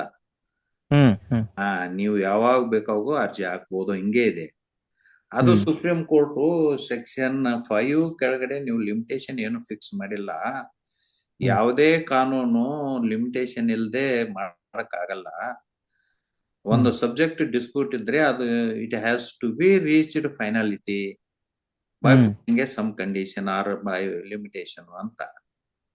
ನೀವು ಈ ಆಕ್ಟ್ ನಲ್ಲಿ ಲಿಮಿಟೇಷನ್ ಓಪನ್ ಇಟ್ಟಿದ್ರಿಂದ ಇದು ನೀವು 25 ವರ್ಷ ಆದ ನಂತರ ನೀವು ಪಿಟಿಷನ್ ಹಾಕಿದಿರಿ, so it is a inordinate delay. ಅವ್ರಾದ್ರೂ ಹೇಳಿಲ್ಲ ನೀವು ಎಷ್ಟು ಲಿಮಿಟೇಷನ್ ಮಾಡ್ಬೇಕು ಅಂತ. ಸುಪ್ರೀಂ ಕೋರ್ಟ್ ಹೇಳ್ಬೇಕಾಗಿತ್ತಲ್ಲ, ಅದು ಕ್ಲಿಯರ್ ಆಗಿ ಹೇಳ್ಬೇಕು ಸ್ವಾಮಿ. ಅದನ್ನು ಹೇಳಿಲ್ಲ.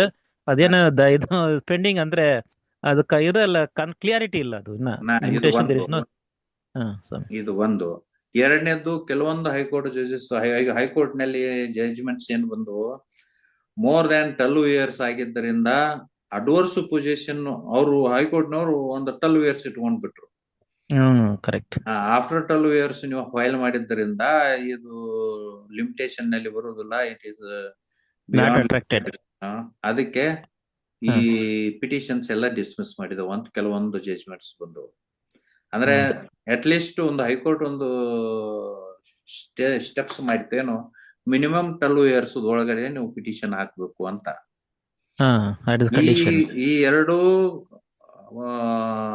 ಪಾಯಿಂಟ್ಸ್ ಡಿಸ್ಕಷನ್ ಮಾಡಿ ಈ ನಮ್ಮ 2023 ಆಕ್ಟ್ ನಲ್ಲಿ, ಈ ಆಕ್ಟ್ ನಲ್ಲಿ ಯಾವುದೇ ಲಿಮಿಟೇಷನ್ ಇಲ್ಲ ಅಂತ ಸೆಕ್ಷನ್ 5C ಹೇಳುತ್ತೆ. ಸೆಕ್ಷನ್ 5C ಕೆಳಗಡೆ ಯಾವುದೇ ಲಿಮಿಟೇಷನ್ ಇಲ್ಲ. ಎರಡನೇದು ಸೆಕ್ಷನ್ 5(1)D ಏನ್ ಹೇಳುತ್ತೆ, ಈಗಾಗಲೇ ಪೆಂಡಿಂಗ್ ಇದ್ದಂತ ಎಲ್ಲಾ ಕೇಸುಗಳು ಯಾರ ಮುಂದೆ ಇರಲಿ, ಸಕ್ಷಮ ಪ್ರಾಧಿಕಾರ ಅಂತಂದ್ರೆ ಕಾಂಪಿಟೆಂಟ್ ಅಥಾರಿಟಿ ಮುಂದೆ ಅಲ್ಲೇ ಕೇಸ್ ಪೆಂಡಿಂಗ್ ಇದ್ರೇನು ಅವತ್ತಿಗೆ ಲಿಮಿಟೇಷನ್ ಅಪ್ಲಿಕೇಬಲ್ ಆಗುದಿಲ್ಲ. ಅದಕ್ಕೆ ಈ ಆಕ್ಟ್ ಗೆ ಲಿಮಿಟೇಷನ್ ಇಲ್ಲ ಅಂತ ಇನ್ನು ಜನರಲ್ ಬಂದ್ಬಿಡ್ತು. ಈಗ 2023 ಅಲ್ಲ ಸಮಯ, ಅದರಲ್ಲಿ ಇವಾಗ ಕ್ಲಾರಿಟಿ 2023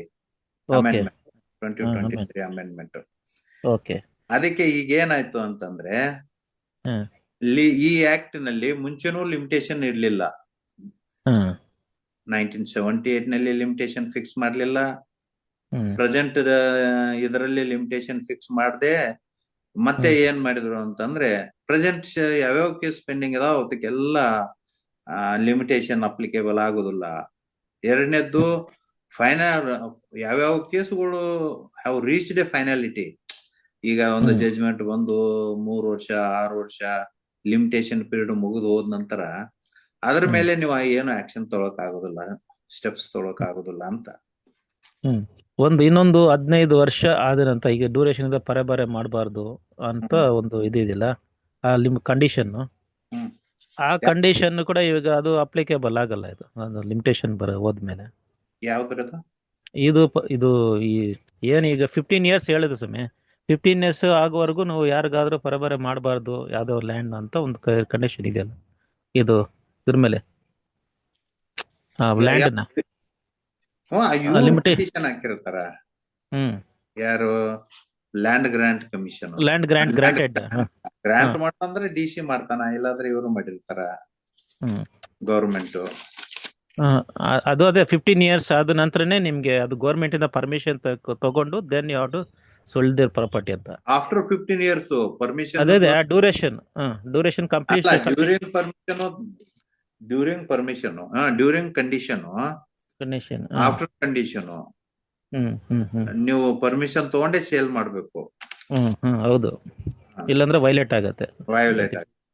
ಓಕೆ ಸಮಯ ಇನ್ನೊಂದು general question. It is not relevant to the SC land. ನಮ್ದು ಪರ್ಸನಲ್ ಒಂದು ಇಶ್ಯೂ ಆಗಿದೆ. It is relevant to the road ಸಮಯ. ಆಲ್ಮೋಸ್ಟ್ 15-16 ಇಯರ್ಸ್ ಇಂದ ಒಂದು ರೈತರು ಸುಮಾರು 15 ಇಯರ್ಸ್ ಬಂಡಿ ತಗೊಂಡು, ಅವಾಗೆಲ್ಲ ಟ್ರ್ಯಾಕ್ಟರ್ ಎಲ್ಲ ಇಲ್ಲ ಸಮಯ, ಬಂಡಿ ಜಾಡ್ ಅಂತೇಳಿ ಮೈನ್ ರೋಡ್ NH4 ಇಂದ ಒಂದು 1.5 ಕಿಲೋಮೀಟರ್ ರೋಡ್ಗೆ ವಿಲೇಜ್ ಒಂದು ಒಳಗಡೆ ಹೋಗ್ತಾ ಇದ್ರು ಲ್ಯಾಂಡ್ ಅಗ್ರಿಕಲ್ಚರ್ ಲ್ಯಾಂಡ್ಸ್ ಎಲ್ಲ ಜನ ರೈತರೆಲ್ಲಾನು. ಹಾಗಾಗಿ ಅದು 50 ವರ್ಷದಿಂದ ರೋಡ್ ಬಂಡಿ ಜಾಡೋದು ಹೋಗಿ ಬರ್ತಾ ಇತ್ತು. ಈಗ ರೀಸೆಂಟ್ ಅಂದ್ರೆ ಒಂದು 5 ಇಯರ್ಸ್ ಬ್ಯಾಕ್ ಒಂದು ಎಂಟ್ರೆನ್ಸ್ ಅಲ್ಲಿ NH4 ಕಡೆ ಒಂದು ಲ್ಯಾಂಡ್ ತಗೊಂಡು ಯಾರೋ ಜನರಲ್ ಪರ್ಸನ್ ಅವ್ನು ತಗೊಂಡು ಏನ್ ಮಾಡಿದಾನೆ, ಆ ರೋಡ್ ನ ಬ್ಲಾಕ್ ಮಾಡ್ತಾ ಇದ್ದಾನೆ ಎಂಟ್ರೆನ್ಸ್ ಅಲ್ಲಿ ಇರೋನು. ಮತ್ತೆ ಒಂದು 5 ವರ್ಷದಿಂದನೇ ಅವರೆಲ್ಲ ಓನರ್ಸ್ ಏನಿದ್ದಾರೆ, ಅವರ ಫಾರ್ಮರ್ಸ್, ಲ್ಯಾಂಡ್ ಓನರ್ಸ್ ಎಲ್ಲ ರೈತರು ಎಲ್ಲರೂ ಸೇರಿ ಒಂದೊಂದು 5 ಅಡಿ ಬಿಟ್ಕೊಂಡು ಎಲ್ಲ ರೋಡ್ ಮಾಡ್ಕೊಂಡಲ್ಲಪ್ಪ ಅಂತೇಳಿ ಮಾಡ್ತಾ ಇದ್ದಾರೆ. ಮುಂಚೆನೆ ಹೋಗ್ತಾ ಇತ್ತು, ಹಾಗೆ ಜನರಲ್ ಆಗಿತ್ತು. ಈಗ ಎಲ್ಲ ಸ್ವಲ್ಪ ಮೇನ್ ರೋಡ್ ಅಲ್ಲಿ ಕಮರ್ಷಿಯಲ್ ಆ ತರ ಆಗ್ತಾ ಇದೆ. ಹಾಗಾಗಿ ಏನ್ ಮಾಡ್ತಾ ಇದ್ರೆ ಈಗ ಎಲ್ಲ ರೋಡ್ ಮಾಡ್ಕೊಂಡ್ ಬರ್ತಾ ಇದ್ದಾರೆ. ಹಿಂದ್ಗಡೆ ಒಂದು ಎಲ್ಲ ರೈತರು ಸೇರ್ಕೊಂಡು ಇಬ್ರು ಬೋತ್ ಸೈಡ್ಸ್ 5 ಅಡಿ ಅಂದ್ರೆ ಒಂದು 10 ಅಡಿ ರೋಡ್ ತಗೊಂಡು ಬರ್ತಾ ಇದ್ದಾರೆ ಮೇನ್ ರೋಡ್ಗೆ. ಮೇನ್ ರೋಡ್ ಅಲ್ಲಿ ಏನು ಇಟ್ಸ್ ಕಮರ್ಷಿಯಲ್ ಆಗಿರೋದ್ರಿಂದ ನಾನು ಇನ್ವೆಸ್ಟ್ ಮಾಡಿದೀನಿ, ನಾನು ಲ್ಯಾಂಡ್ ಬಿಡಲ್ಲ, ಯಾವ್ದೇ ಕಾರಣಕ್ಕೂ ಲ್ಯಾಂಡ್ ಬಿಡಲ್ಲ ಅಂತೇಳಿ ಚಪ್ಪಡಿಗಳು ಇನ್ನು ಅಡ್ಡ ಹಾಕಿ ರೋಡ್ಗೆ ಬ್ಲಾಕ್ ಮಾಡ್ತಾ ಇದ್ದಾನೆ. ಸೊ ಇನ್ ದಿಸ್ ಕೇಸ್ ಇವಾಗ ಈ ಕಂಡೀಷನ್ ಅಲ್ಲಿ ಒಂದು ರೀಸೆಂಟ್ ಆಗಿ ನಮ್ಮ ಕೆಲವೆಲ್ಲ ಸೈಟೇಷನ್ ಇದೆಲ್ಲ ಸುತ್ತಾಲೆಗಳೆಲ್ಲ ಬಂದಿದೆ, ಸುತ್ತಾಲೆ 23 ದಿನ. ಅದರಲ್ಲಿ ಆಸ್ ಪರ್ ದಟ್ ಅದು ನೀವೇನೋ ಕ್ಯಾಶಲ್ಲಿ ಇದ್ರೆ ಅಥವಾ ಏನಿದ್ರೆ ಮಾತ್ರ ಈ ಕೆನ್ ಮಾಡ್ಕೋಬಹುದು ರೋಡ್, ಅದರ್ವೈಸ್ ವೆರಿ ಡಿಫಿಕಲ್ಟ್ ಅಂತ. ಅಂದ್ರೆ ಈಗ ಹಿಂದೆ ಇರುವವರು ಇವ್ನು ಬ್ಲಾಕ್ ಮಾಡ್ಬಿಟ್ರೆ 55 ವರ್ಷದಿಂದ ಇದ್ದಿದ್ದು, ಈಗ ಏಕ್ದಮ್ ಇವ್ನು ಕ್ಲೋಸ್ ಮಾಡ್ಬಿಟ್ರೆ ರೋಡ್, ಹಿಂದೆ ರೈತರೆಲ್ಲ ಹೇಗೆ ಹೋಗಿ ಹೇಗೆ ಬರೋದು? ಅದಕ್ಕೋಸ್ಕರ ಇದು ಪ್ರಾಬ್ಲಮ್ ಆಗ್ತದೆ. ಎನಿ ಸಜೆಷನ್ಸ್ ಅಥವಾ any judgment, any citations? Citation ಅಂತಂದ್ರೆ ಈಗ ಈಜ್ಮೆಂಟ್ರಿ ರೈಟ್ಸ್ ಕೆಳಗಡೆ ಬರುತ್ತೆ. ಒಂದು ಈಜ್ಮೆಂಟ್ರಿ ನೆಸಸರಿ ಈಸ್ಮೆಂಟ್ ರೈಟ್ಸ್ ನಾನು ಅನ್ಸತ್ತೆ ಈಸ್ಮೆಂಟ್ ರೈಟ್ಸ್ ಅಲ್ಲಿ ಸೂಟ್ ಫೈಲ್ ಮಾಡಿ ಅದೊಂದು ಸ್ಟೇ ತಗೊಂಡು ಇದ್ ಮಾಡ್ಕೋಬೇಕಾಗತ್ತೆ ಕೋರ್ಟ್ ಅಲ್ಲಿ. ಅದು ಬಿಟ್ರೆ other than any other suggestions apart from this? ಈಗ ಈಸ್ಮೆಂಟ್ರಿ ರೈಟ್ಸ್ ನಿಮ್ಗೆ 2 ನಮೂನೆ ಬರ್ತಾವ. ಆ ಈಸ್ಮೆಂಟ್ರಿ ನಿಮ್ಗೆ ಯಾವ್ದು ಈಜ್ಮೆಂಟ್ ನೆಸರಿ ಒಂದು, ಇನ್ನೊಂದು ಈಸ್ಮೆಂಟ್ರಿ ಯಾವ್ದು ಬರುತ್ತೆ ಅದು ಮರ್ತಾ ಇದ್ದೇನೆ. ಈಗ ನಿಮ್ಗೆ ಅದು ಲ್ಯಾಂಡ್ ಇದ್ದದ್ದು ಮ್ಯಾಪ್ ಇದೆನಾ? ಮ್ಯಾಪ್ ಇದೆ ಸ್ವಾಮಿ. ಅದ್ರಲ್ಲಿ ಏನಂದ್ರೆ ಬೇರೆ ಕಡೆ ಕಾಲ್ದಾರಿ ಅಂತ ಬೇರೆ ಸೈಡ್ ಇಂದ ತೋರಿಸಿದ್ದಾರೆ.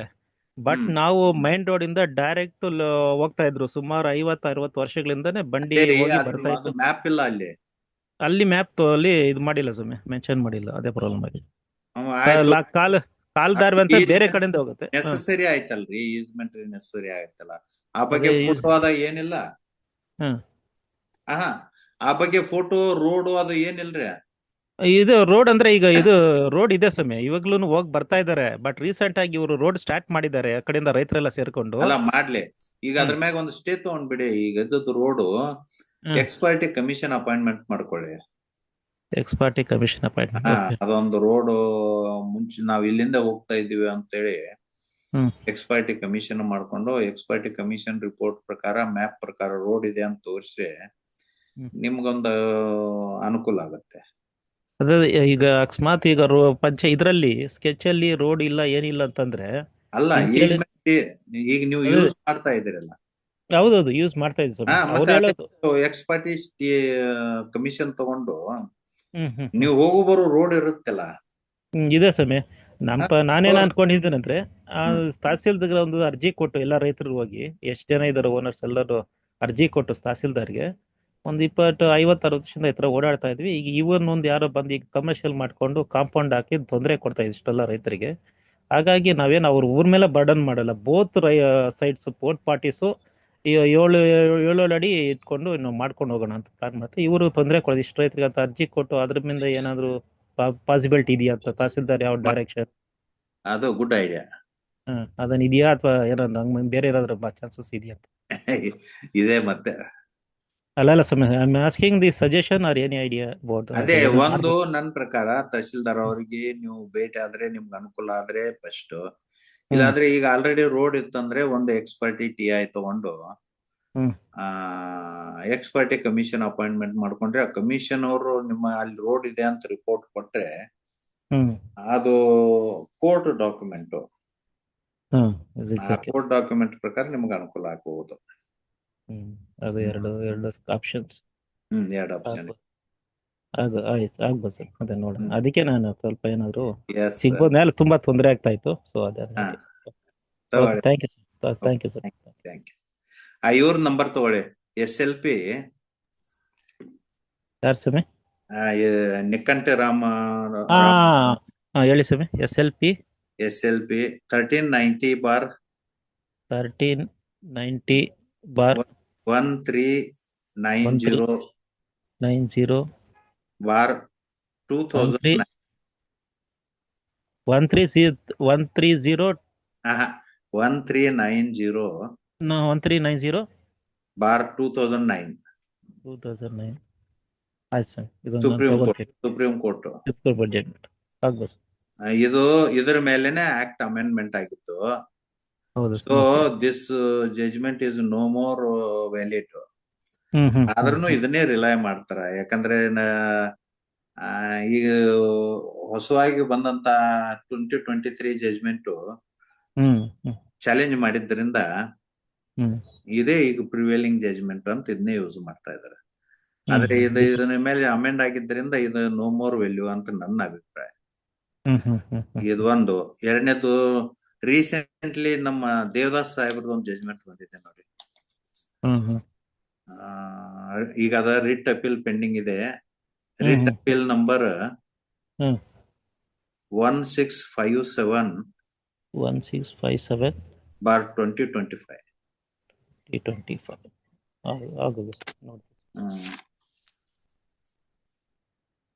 ಈಗ ನಿಮ್ಗೆ ಅದು ಜಜ್ಮೆಂಟ್ ಬೇಕಾದ್ರೆ ನನ್ಗೆ ಇಲ್ಲ ಪುರುಷೋತ್ತಮ್ ಸರ್ ಕೊಟ್ರು ನಾ ವಿಲ್ ಕಲೆಕ್ಟ್ ಫ್ರಮ್ ಸರ್ ಕಳಿಸ್ಬಿಡ್ತೀನಿ ನೋಡಿ. ಕಳಿಸ್ರೆ ನಾ ಕಲೆಕ್ಟ್ ಮಾಡ್ಕೋತೀನಿ. Yes sir. ಥ್ಯಾಂಕ್ ಯು ಸ್ವಾಮಿ. ತುಂಬಾ ಚೆನ್ನಾಗಿ ಮೂಡಿ ಬರ್ತಾ ಇದೆ session. I am very thankful to sir. Thank you sir. Thank you sir. ಪ್ರಶ್ನೆಗಳನ್ನ ಕೇಳಿ ಸಾಹೇಬ್ರಿದ್ದಾರೆ. ಸ್ವಾಮಿ, ಈ ನಕ್ಕಂಟಿ ರಾಮ ಲಕ್ಷ್ಮಮ್ಮ ಜಜ್ಮೆಂಟ್ ಅದ್ರಲ್ಲಿ ಇನ್ ಪರ್ಕ್ಯೂರಿಯಂ ಜಜ್ಮೆಂಟ್ ಆಗಲ್ವಾ ಸ್ವಾಮಿ? ಆಕ್ಟ್ ಓವರ್ ರೂಲ್ಡ್ ಆಗಲ್ವಾ? ಆಕ್ಟ್ ಅಲ್ಲಿ ಇರ್ತಕ್ಕಂಥ ಬೇಸಿಕ್ ಕಾನ್ಸೆಪ್ಟ್ ನೇ ಬಿಟ್ಟು ಜಜ್ಮೆಂಟ್ ಮಾಡಿದಾಗ ಇನ್ ಪರ್ಕ್ಯೂರಿಯಂ ಆಗಲ್ವಾ? ತಮ್ಮ ಹೆಸರು? ನಾರಾಯಣ್ ಸ್ವಾಮಿ ಅಂತ ಸ್ವಾಮಿ. ಓ, ಯಾಕೋ ವಾಯ್ಸ್ ಚೇಂಜ್ ಆಗಿದೆ. ಇಲ್ಲ ಯೋಚನೆ ಮಾಡ್ತಾ ಇದ್ದೆ ಸ್ವಾಮಿ ಅದನ್ನ. ಈಗ ನೀವು ಅನ್ನೋದು ನಿಜ.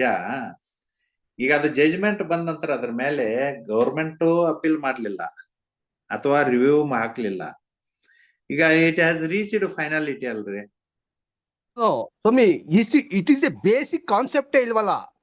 ಓವರ್ ಟು ಈಗ ಎಕ್ಸಾಂಪಲ್ ನಮ್ದು ಹಿಂದೂ ಶಿಕ್ಷಣ ಆಕ್ಟ್ ಅಲ್ಲಿ ಒಂದು ಜಜ್ಮೆಂಟ್ ಬಂತು, ಪುಷ್ಪಲತಾ ವರ್ಸಸ್ ಪ್ರಕಾಶ್ ಅಂತ. ಅದು ಬೇಸಿಕ್ ಕಾನ್ಸೆಪ್ಟ್ ನ ವೈಲೇಷನ್ ಆಗಿತ್ತು. ತಂದೆನೂ ಬದುಕಿರ್ಬೇಕು, ತಾಯಿನೂ ಬದುಕಿರ್ಬೇಕು ಅಂತ. ಅದಾದ್ಮೇಲೆ ಓವರ್ಲೋಡ್ ಆಗಿ ವಿನುತಾ ಶರ್ಮಾ, ರಾಕೇಶ್ ಶರ್ಮಾದಲ್ಲಿ ಫೈನಾಲಿಟಿ ಬಂತು. ಯಾರು ಬದುಕಿದ್ರು ಏನಾದ್ರು ಆ ಶಿಕ್ಷಣ ಆಕ್ಟ್ ಇದಾದ್ಮೇಲೆ ಅಂತಕ್ಕಂಥದ್ದು. ಇದ್ರಲ್ಲೂ ನನಗೆ ಆ ಜಜ್ಮೆಂಟ್ ಬಂದಿನೂ ನನ್ನ ಅವತ್ತು ನನ್ಗೆ ಅದೇ ಥಿಂಕಿಂಗ್ ಬಂದಿತ್ತು.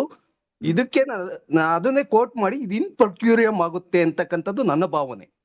ಯಾಕೆಂದ್ರೆ ಹಾ ಆಕ್ಟ್ ಅಲ್ಲಿ ಎಲ್ಲೂ ಕಾಲಮಿತಿಯನ್ನು ತೋರಿಸಿಲ್ಲ. ಹೌದು. ಆಕ್ಟ್ ಅಲ್ಲಿ ಕಾಲಮಿತಿಯನ್ನು ತೋರಿಸ್ತಾ ಇದ್ದಂತ ಸಂದರ್ಭದಲ್ಲಿ ಇವರು ಕಾಲಮಿತಿಯನ್ನು ಫಿಕ್ಸ್ ಮಾಡೋಕ್ ಬರಲ್ಲ. ಕಾಲಮಿತಿಯನ್ನ ಫಿಕ್ಸ್ ಮಾಡಿ ಅಂತ ಇವ್ರು ಹೇಳಕ್ ಬರಲ್ಲ. ನಿಜ. ಅದೇ ಅಲ್ಲಿ ಆ ಜಜ್ಮೆಂಟ್ ನಲ್ಲಿ ಏನ್ ಡಿಸ್ಕಸ್ ಮಾಡ್ತಾರೋ ಅಂತಂದ್ರೆ, ಈ ಆಕ್ಟ್ ನಲ್ಲೇ ಕಾಲ ಪರಿಮಿತಿ ಫಿಕ್ಸ್ ಮಾಡದೇ ಇದ್ದದ್ರಿಂದ ನೀವು ಅಪೀಲ್ 25 ವರ್ಷದ ನಂತರ ಅರ್ಜಿ ಹಾಕೊಂಡಿದ್ರಿ. So it is a inordinate delay. ಅದಕ್ಕೆ ಡಿಸ್ಮಿಸ್ ಮಾಡಿಬಿಟ್ರು. ಆಕ್ಟ್ ಇಲ್ಲ ನಲ್ಲಿ ಸ್ವಾಮಿ. ಲಿಮಿಟೇಷನ್ ಇಲ್ಲ ಅಂತ ಅವ್ರು ಡಿಸ್ಕಸ್ ಮಾಡ್ತಾರ ಸಾಹೇಬ್ರು ಸುಪ್ರೀಂ ಕೋರ್ಟ್ ನಲ್ಲಿ. ಸ್ವಾಮಿ ಅವ್ರು ಹೇಳೋ ಪ್ರಕಾರ ಹೋದ್ರೆ ಹಾ ಜನರಲ್ ಕ್ಯಾಟಗರಿಗೆ ಲ್ಯಾಂಡ್ ಗ್ರಾಂಟ್ ಆಗುತ್ತಲ್ಲ, ಅಲ್ಲೂ ಕಂಡೀಷನ್ ಇರುತ್ತೆ 12 ಇಯರ್ಸ್ ಅಂತ. ಹಾ ಜನರಲ್ ಅಲ್ಲ. ಅಲ್ಲಿ ಯಾರಿಗೆ ಗೌರ್ಮೆಂಟ್ ಲ್ಯಾಂಡ್ ಗ್ರಾಂಟ್ ಆದ್ರೂನು ಹ್ಮ್ ಅವ್ರಿಗೂ ಎಲ್ಲ ಯಾವುದೇ ಕಾಯ್ದೆ ಕೆಳಗಡೆ ಲ್ಯಾಂಡ್ ಗ್ರಾಂಟ್ ಆದ್ರೂನು ಅಲ್ಲೂ ಕಂಡೀಷನ್ಸ್ ಇರುತ್ತೆ. ಹಾ ಅದನ್ನು ವೈಲೇಷನ್ ಆದ್ರೂ ಅದನ್ನು ರೆಸ್ಟೋರ್ ಮಾಡ್ಕೋಬಹುದು. ಹಾ ಆದ್ರೆ ಇದು ಜನರಲ್ ಕಾನ್ಸೆಪ್ಟ್ ಬಂದ್ಬಿಡ್ತಲ್ಲ. ಇದು ಇದು ಸ್ಪೆಷಲ್ ಕ್ಯಾಟಗರಿ ಸ್ಪೆಷಲ್ ಆಕ್ಟ್ಗೆ ಹೆಂಗೆ ಇದು ಊರ್ಜಿತ ಅದೇ ಆಗುತ್ತೆ? ಅಲ್ಲಿ ಏನಾಗಿದೆ, ನಮ್ಮ ಆ, ಈ ಅಪ್ಲಿಕೆಂಟ್ಸ್ ಜೊತೆ ಅಡ್ವೊಕೇಟು ಪ್ರಾಪರ್ ಕಂಟೆಸ್ಟ್ ಮಾಡಿಲ್ಲ. ನಾನು ಅದಕ್ಕೆ ತಮ್ಗೆ ಹೇಳಿದ್ನಲ್ಲ, ಈ 2-3 ಪಾಯಿಂಟ್ಸ್ ಇದಾವ. This is special act, PTC, social legislation. ಈ 2 ಪಾಯಿಂಟ್ ಮೇಲೆ ಮೂರನೇದು, ಈ ಆಕ್ಟ್ ಎಲ್ಲಾ ಆಕ್ಟ್ ಪ್ರಾಸ್ಪೆಕ್ಟಿವ್ ಅಪ್ಲಿಕೇಬಲ್ ಆಗುತ್ತೆ. ಪ್ರಾಸ್ಪೆಕ್ಟಿವ್ ಅಂದ್ರೆ ಈ PTCL ಆಕ್ಟ್ ಜಾರಿಗೆ ಬಂದದ್ದು 1/1/79. ಆದ್ರೆ ಇದು ರೆಟ್ರೋಸ್ಪೆಕ್ಟಿವ್ ಅಂದ್ರೆ ಇದು ಗ್ರಾಂಟ್ ಆಗತ್ತೆ, ಅಲ್ಲಿ ತನ ಹೋಗ್ಬಿಡುತ್ತೆ. ಇದು ಸ್ಪೆಷಲ್ ಆಕ್ಟ್ ಆಯ್ತು. ಅದಕ್ಕೆ ಇದಕ್ಕೆ ಲಿಮಿಟೇಷನ್ ಅಪ್ಲಿಕೇಬಲ್ ಆಗುದಿಲ್ಲ ಅಂತ ಯಾರು ಅಲ್ಲಿ ನಮ್ಮ ಸುಪ್ರೀಂ ಕೋರ್ಟ್ ಮುಂದೆ ಚೆನ್ನಾಗಿ ಆರ್ಗ್ಯುಮೆಂಟ್ಸ್ ಮಾಡ್ಲಿಲ್ಲ. ಎರಡನೇದ್ದು, ನಮ್ಮ ಗೌರ್ಮೆಂಟ್ ಅಪೀಲ್ ಮಾಡ್ಲಿಲ್ಲ, ರಿವ್ಯೂ ಪಿಟಿಷನ್ ಹಾಕೊಳ್ಳಿಲ್ಲ. ಹಿಂಗಾಗಿ it has reached finality. Okay ಮೇಧರ್ಶಿಪ್. Okay okay. ಹಾ ನೋಡಿ, ಈಗ ಅದಕ್ಕೆ ಈಗ ಮೊನ್ನೆ 2023 ಆ ಜಜ್ಮೆಂಟ್ ಮೇಲೆ ಲಿಮಿಟೇಷನ್ ಮತ್ತೆ ಸೇಮ್ ಮಾಡಿದ್ರು. ಸ್ವಾಮಿ ಏನು 2023 ಇವ್ರೇನು ಅಮೆಂಡ್ಮೆಂಟ್ ಮಾಡಿದ್ದಾರೆ, ಅದು ಕಾಗದದ ಹುಳ ಇದ್ದಂಗೆ, ಅದೇನು ಅವಶ್ಯಕತೆನೇ ಇಲ್ಲ. ಯಾಕೆಂದ್ರೆ ಅಲ್ಲಿ ಏನಿಲ್ಲ, ಅರ್ಲಿಯರ್ ಆಕ್ಟ್ ಇತ್ತಲ್ಲ, ಮಾಡಿರ್ತಕ್ಕಂಥದ್ದು ಇವರು ಕಣ್ಣೋಡ್ಸೋ ತಂತ್ರ ಮಾಡಿರ್ತಕ್ಕಂಥದ್ದು. ಓಲ್ಡ್ ಆಕ್ಟ್ ನಲ್ಲಿ ಏನಿದೆಯೋ ಅದನ್ನೇ ಹೇಳಿದ್ದಾರೆ. ಅದನ್ನೇ ಮತ್ತೆ ರಿಪೀಟ್ ಮಾಡಿದ್ರು ಅಷ್ಟೇ. ಅದ್ರ ಏನು ಇಲ್ಲ. ನಿಜ ರೀ. ಅಲ್ಲಿ ಓಲ್ಡ್ ಆಕ್ಟ್ ನಲ್ಲಿ 20 ಲಿಮಿಟೇಷನ್ ಹೇಳಿಲ್ಲ. ಲಿಮಿಟೇಷನ್ ಹೇಳಿಲ್ಲ, ಅದನ್ನೇ ಇವ್ರು ಆಸ್ ಇಟ್ ಇಸ್ ಲಿಮಿಟೇಷನ್ ಇಲ್ಲ ಅಂತ ಇಲ್ಲಿ ಹೇಳಿದ್ದಾರೆ. ಅಷ್ಟೇ ಮಾಡಿದ್ರು ಅಷ್ಟೇ. ಇನ್ನೇನು ಇದ್ರಲ್ಲಿ ವಿಶೇಷವಾಗಿ ಏನು ಸೇರಿಸಿಲ್ಲ ಇವರು. ವಿಶೇಷ ಏನಿಲ್ಲ ಅದ್ರಲ್ಲಿ. ಎಂಟೈರ್ ಆದ್ರೆ ಒಂದೇನ್ ಮಾಡಿದ್ರು, ಈ 2023 ಅಮೆಂಡ್ಮೆಂಟ್ ನಲ್ಲಿ ಅದೇ ಈಗಾಗಲೇ ಪೆಂಡಿಂಗ್ ಇದ್ದಂತ ಅಂದ್ರೆ ಚಾಲ್ತಿಯಲ್ಲಿ ಇದ್ದಂತ ಕೇಸುಗಳಿಗೆಲ್ಲಾನು ನೋ ಲಿಮಿಟೇಷನ್ ಅಂತ ಒಂದು. ಅಂದ್ರೆ ಹೊಸ್ತಾಗ್ ಹಾಕೋಕೆ ಸ್ವಾಮಿ ಇವರೇ ಕಂಡೀಷನ್ ಹಾಕ್ಬಿಟ್ರಲ್ಲ, ಹೊಸ್ತಾಗ್ ಹಾಕೋಕೇನು ಕತೆ? ಅಲ್ಲಿ ಲಿಮಿಟೇಷನ್ ಇಲ್ಲ, ಹಾಕ್ಬೋದು. ಇಲ್ಲ ಸ್ವಾಮಿ, ಹೊಸ್ತಾಗ್ ಹಾಕೋಕ್ ಅಪ್ಲಿಕೇಬಲ್ ಇಲ್ಲ ಅಂತ ಹೇಳಿದಾರೆ ಅದ್ರಲ್ಲಿ. ಆ ಹೊಸ ಅಮೆಂಡ್ಮೆಂಟ್ ಆಗ್ಲಿ ಹೊಸ್ತಾಗ್ ಹಾಕೋಕ್ ಆಗಲ್ಲ ಅಂತ ಹೇಳಿದ್ದಾರೆ. ಹಂಗಂದಿಲ್ಲ. ಈ ಆಕ್ಟಿಗೆ ಲಿಮಿಟೇಷನ್ ಇಲ್ಲ. ಒಂದು ಸಿದ್ ಪ್ರಕಾರ. ಡಿ ಏನಂತಾರ ಅಂತಂದ್ರೆ, ಈಗೇನು ಚಾಲ್ತಿಯಲ್ಲಿ ಇದ್ದಾವ ಅದಕ್ಕೂ ಲಿಮಿಟೇಷನ್ ಇಲ್ಲ, ಅದಕ್ಕೆಲ್ಲ ಈ ಆಕ್ಟ್ ಅಪ್ಲಿಕೇಬಲ್ ಆಗುತ್ತೆ, ಲಿಮಿಟೇಷನ್ ಇಲ್ಲ ಅಂತ. ಹಿಂಗಿದೆ. ಅಂದ್ರೆ ಸ್ವಾಮಿ ಈಗ ಬಿಫೋರ್ ಮತ್ತೆ ಈಗ ಮಾಡ್ತಂತ ಎರಡಕ್ಕೂ ದೇರ್ ಇಸ್ ನೋ ಲಿಮಿಟೇಷನ್. ಈ ಒಂದು ಇದು ಎರಡಕ್ಕೂ ಅಪ್ಲಿಕೇಬಲ್ ಆಗತ್ತೆ ಹಾಗಾದ್ರೆ. ಹೌದೌದು. ಒಂದೇನು, ಯಾವ ಜಜ್ಮೆಂಟ್ ಆಗಿ ಲಿಮಿಟೇಷನ್ ನಲ್ಲಿ ಈಗ ಅಪೀಲ್ ಪೀರಿಯಡ್ ಮುಗಿದ್ರೆ ಇಟ್ ಹ್ಯಾಸ್ ರೀಚ್ಡ್ ಫೈನಾಲಿಟಿ ಅಲ್ಲ.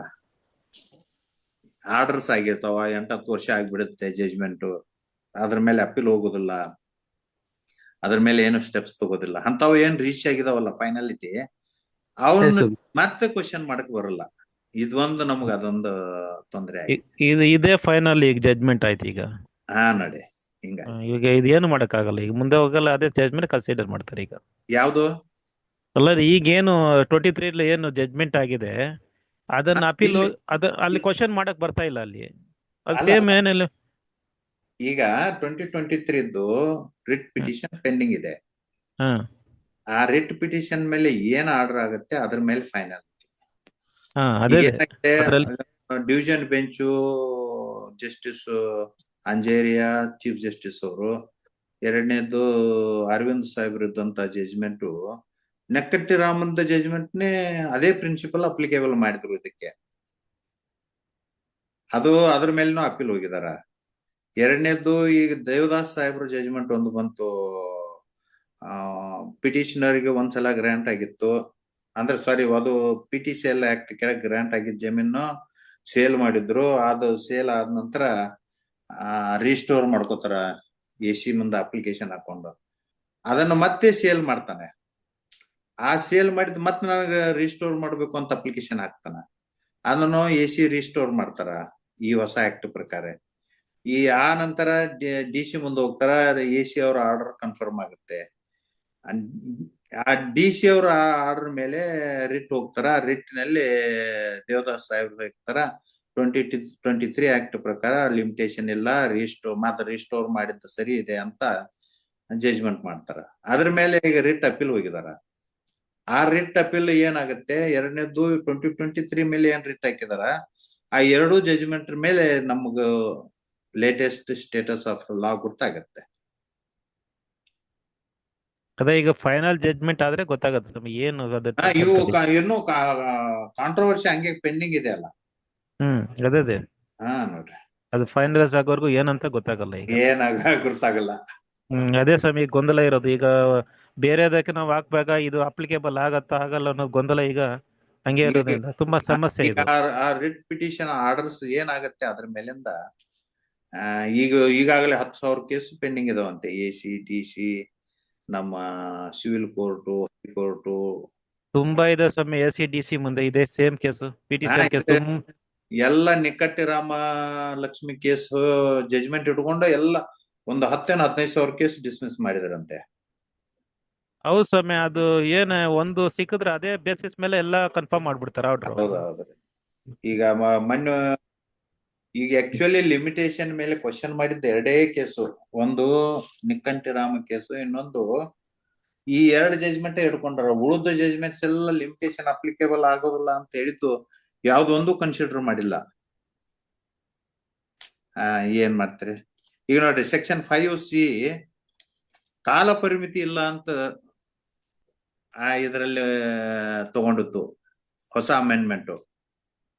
ಮುಂದೆ ಸೆಕ್ಷನ್ 5(1)D ಏನ್ ಹೇಳುತ್ತೆ ಅಂದ್ರೆ, ಈ ಕಾಲ ಪರಿಮಿತಿ ಇಲ್ಲ ಅಂತ ಈಗ ಇದ್ದಂತ ಕೇಸ್ ಎಲ್ಲಾ ಕೇಸುಗಳಿಗೆ ಅಪ್ಲಿಕೇಬಲ್ ಆಗುತ್ತೆ ಸಕ್ಷಮ ಪ್ರಾಧಿಕಾರದ ಮುಂದೆ ಇದ್ದಂತ. ಅಂದ್ರೆ ಇದೆ AC DC ನಮ್ಮ civil court, high court, supreme court ನಲ್ಲಿ ಪೆಂಡಿಂಗ್ ಇದ್ದಕ್ಕೆಲ್ಲ ಕಾಲ ಪರಿಮಿತಿ ಇಲ್ಲ, ಈ ರೀತಿ ಬಂದಿದೆ.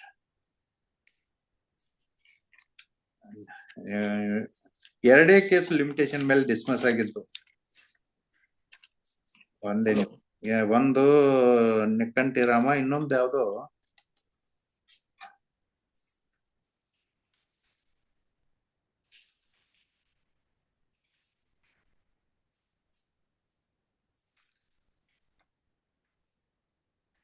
ಎರಡು ಲಿಮಿಟೇಷನ್ ಡಿಸ್ಕಸ್ ಮಾಡಿದ್ದು. ಆ ಎರಡೇ ಕೇಸ್ ಇದನ್ನ ಮಾಡ್ತಾ ಇದಾರೆ, ಇವರು ಕನ್ಸಿಡರ್ ಮಾಡ್ತಾ ಇದಾರೆ. ನಮ್ ಕರ್ನಾಟಕ ಹೈಕೋರ್ಟ್ ನಿಂದ ಒಂದಾಗಿದೆ ಸ್ವಾಮಿ, 20 years ಅಂತ 20 years ಲಿಮಿಟೇಷನ್ ಮೇಲೆ ನಮ್ ಕರ್ನಾಟಕ ಹೈಕೋರ್ಟ್ ಒಂದು ಡಿಸಿಷನ್ ಆಗಿದೆ ಸ್ವಾಮಿ. ಏನಾಗಿದ್ರೆ ಅದ್ರಲ್ಲಿ ಅದೇ ನೀವ್ ಹೇಳ್ದಂಗೆ 20 years ಆದ್ಮೇಲೆ ಸೇಲ್ ಮಾಡಿದ್ರೆ ರೆಸ್ಟೋರ್ ಮಾಡಕ್ ಬರಲ್ಲ ಅಂತ ಹೇಳಿದಾರೆ ಸ್ವಾಮಿ. ಅದೇ ಲಿಮಿಟೇಷನ್ ಎರಡೇ ಜಜ್ಮೆಂಟ್ಸ್ ಸಿಕ್ಕಿದ್ದು.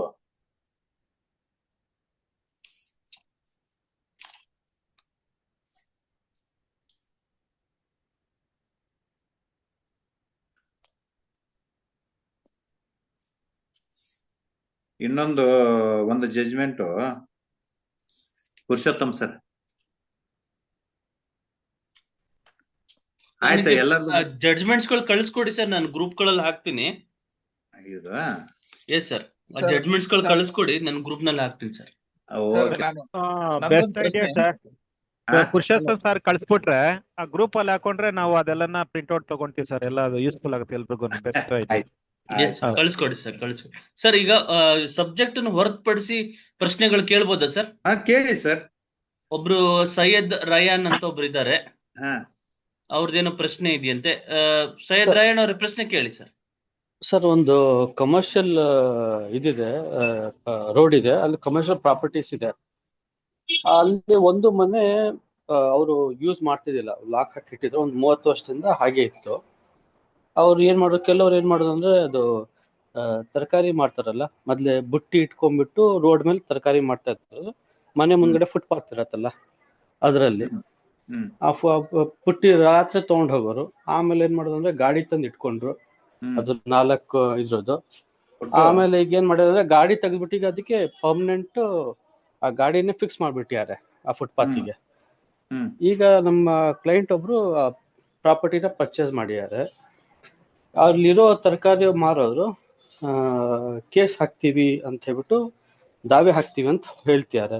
ಅವರಿಗೆ ಯಾರ ತರ ರೈಟ್ ಸಿಗ ಸರ್? ಯಾಕಂದ್ರೆ ಅವರು ಫುಟ್ಪಾತ್ ಮೇಲೆ ಇರೋದು, ಹ್ಮ್ ಗೌರ್ಮೆಂಟ್ ರೋಡ್ ಅದು ಆಕ್ಚುಲಿ, ಆ ರೋಡ್ ಮೇಲೆ ಇರೋದು. ಇವರಿಗೆ ಮನೆ, ಅವ್ರಿಗೆ ಈಗ ಯಾರು ಪರ್ಚೇಸ್ ಮಾಡ್ಯಾರಲ್ಲ ಅವ್ರಿಗೆ ಹ್ಮ್ ಓಡಾಡೋದಿಕ್ ಅದೊಂದೇ ವೇ ಇರೋದು. ಈ ಕೇಸಲ್ಲಿ ಏನ್ ಮಾಡ್ಬೇಕು sir?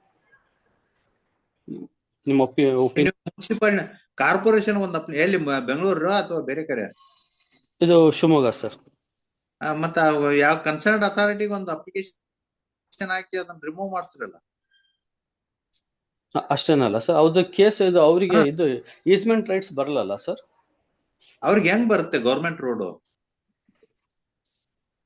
Right right right right. ಯಾಕಂದ್ರೆ ಅವರು ಒಬ್ರು ಈಸ್ಮೆಂಟ್ ಯಾವಾಗ ಬರುತ್ತೆ?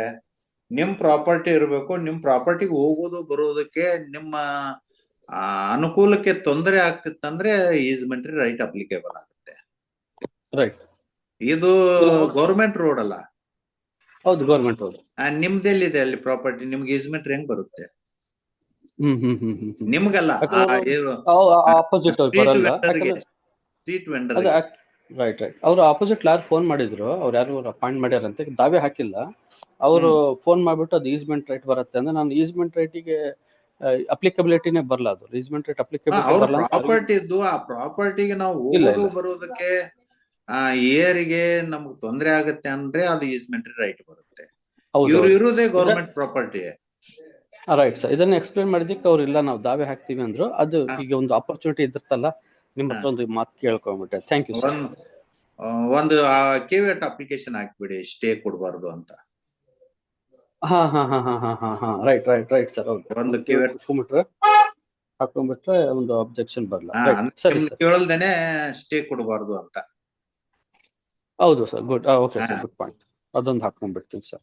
ಒಂದು ಕೇವಿಯಟ್ ಸ್ಟೇ ಸಿಗುದಿಲ್ಲ. Thank you sir. Thank you. Okay, thank you sir. Hello, ಪ್ರಶ್ನೆಗಳು ಕೇಳಿ ದಯವಿಟ್ಟು. ಸಿದ್ದನಗೌಡ್ರ ಪ್ರಶ್ನೆ ಕೇಳಿ.